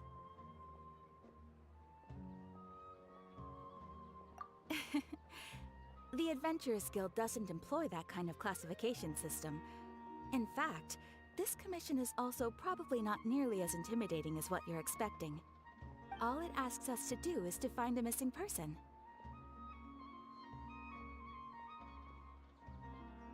Huh? Then why did you say we were the only ones for the job? I came across this commission while reviewing our backlog not too long ago. It seems simple, but our records indicate that over a dozen successive efforts to complete it have all ended in failure, despite attempts by several accomplished and renowned adventurers.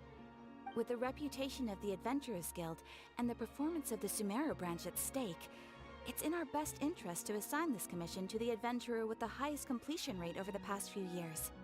Well, that's us for sure.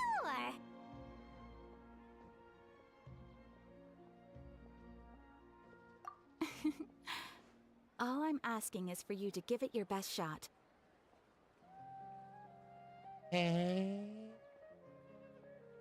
If it proves to be beyond your capabilities as well, I'll talk to the commissioner about canceling the commission. Okay, so who are we looking for? And what is it about this commission that's made it so hard to complete? This commission was jointly issued by the residents of Vimara Village. They say one of their own villagers has gone missing.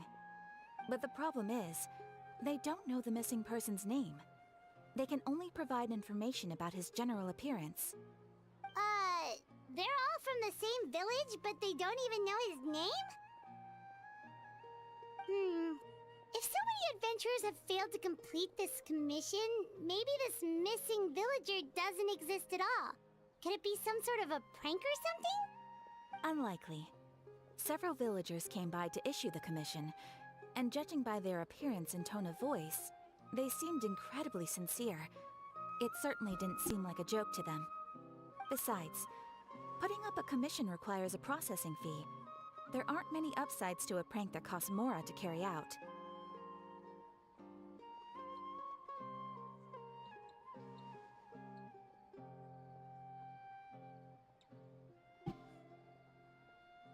In any case, it would probably be best to go to Vimara Village and ask around first.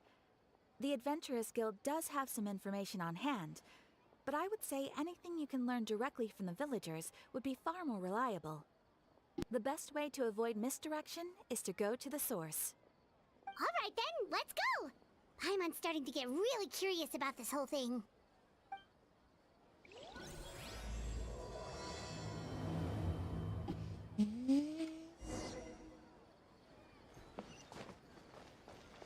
Sounds like it changed the airman style.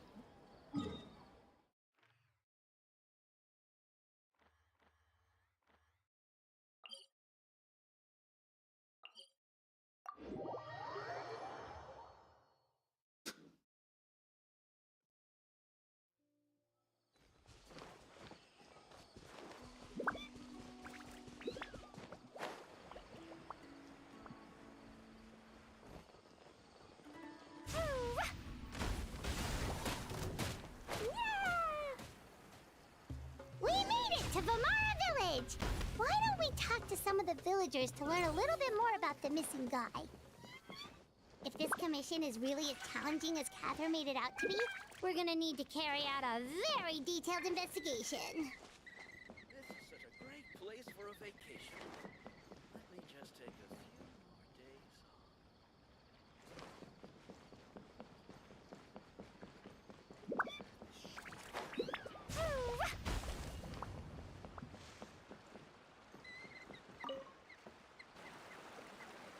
Hello there. Looking to buy something? I do business in this area. Oh, no. We're adventurers. Catherine sent us to look into a commission here in Vermara Village. Ah, so you're here about that, then. Ah, you're not the first, that's for sure. We've certainly made a lot of trouble for you all. To be honest, we aren't holding out much hope. Many adventurers have made their way out here, confident they'd be able to help us, only to leave soon after with nothing to show for their efforts. We've pretty much had it up to here in questions, and the area around the village has practically been overturned in search of clues. But no one has been able to make any headway. So, this person we're looking for, what's his name? Where did he live? Does he have any relatives? I don't know. I really have no clue. I couldn't tell you. Okay. Guess you are really sick of answering questions. I'm sorry. I didn't mean to sound short with you. I was actually just giving you my answer to your questions.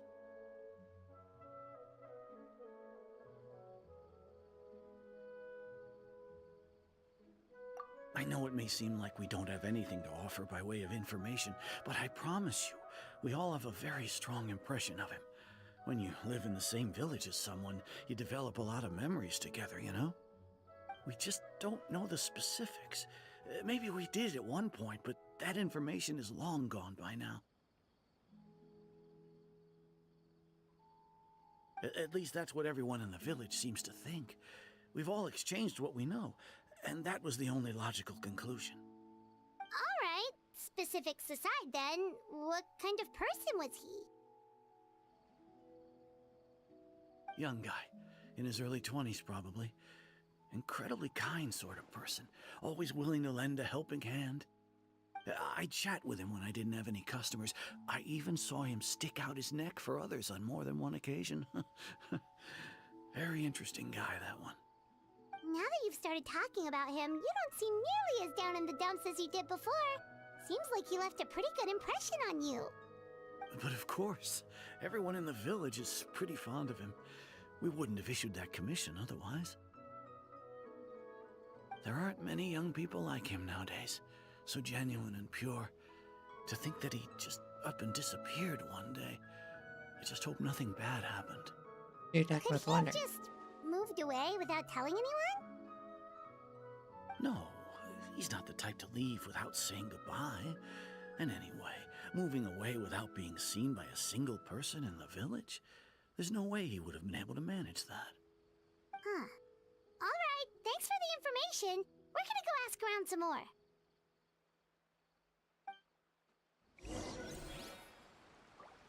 It's obvious who they're talking about. La la la.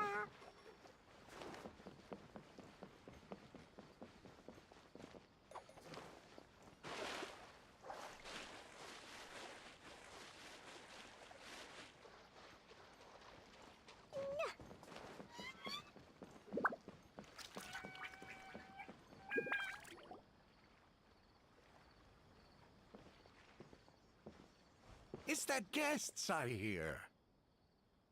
Hi, Grandpa Amadea. We're here to help you look for the guy that's gone missing. Ah, so that's what brings you to these parts. Coming all this way for our sake. That's so very kind of you. With your help, I trust that young man's case is in good hands. Could you tell us a bit about him? Of course. I'm happy to help any way I can. With my failing eyesight, I'm afraid I can't offer much about his appearance. But I do remember hearing the sound of his voice. Not recently, of course. That loss has left me feeling quite empty. I don't think his parents are still living in the village. But somehow he never seemed lonely. In fact, he was usually the one offering companionship to others. He would often take time to visit the elderly or play with the orphans in the village. And whenever someone had something on their mind, he was there to listen with open ears. He always knew just what to say. As the village chief, I owe him many thanks. Helping villagers navigate difficult moments in their lives should have been one of my responsibilities. but he was often the one rising to the occasion. Wow. He seems like such a nice and gentle person. No wonder his disappearance affected you all so much. But, you wouldn't happen to know any details about his name, address, or family situation, right? I'm ashamed to admit it, but I just can't remember. No matter how you look at it, I should know those things. But for some reason, no matter how hard I try to remember, the information just doesn't come. Perhaps my age really has caught up with me this time. It's okay. There's no need to force yourself to try and remember. We'll figure something out.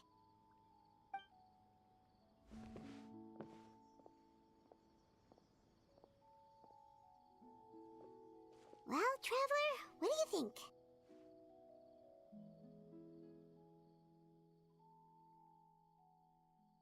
Paimon thinks so too. Like, the name thing. It's so weird that no one remembers his name.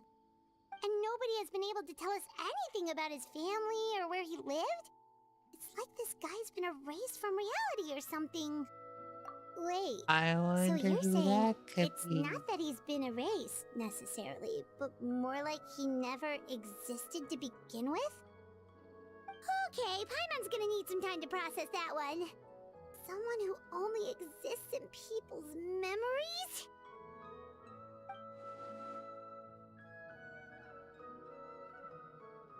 You two are the adventurers who just arrived, right? You're here for the Vamara Village Commission? Yep, sure are. We were just looking into the case. I'm so glad to hear that. Thank goodness you haven't given up. I've been so worried the Adventurers Guild might cancel our commission. My name is Atosa, by the way. I grew up here in Vamara Village. Anyway, I just wanted to say, please keep searching for a missing villager. I'm begging you. You have to find him.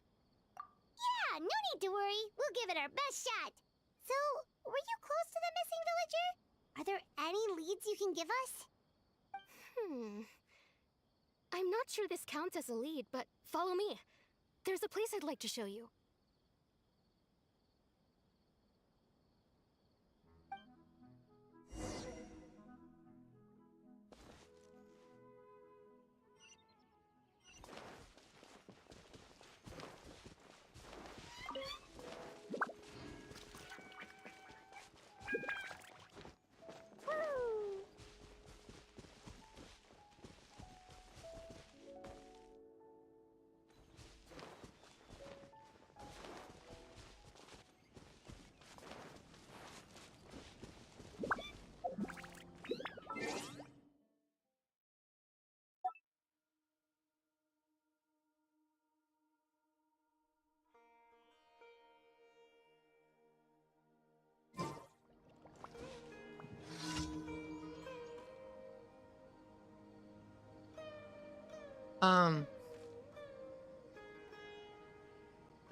I think we're actually gonna stop there.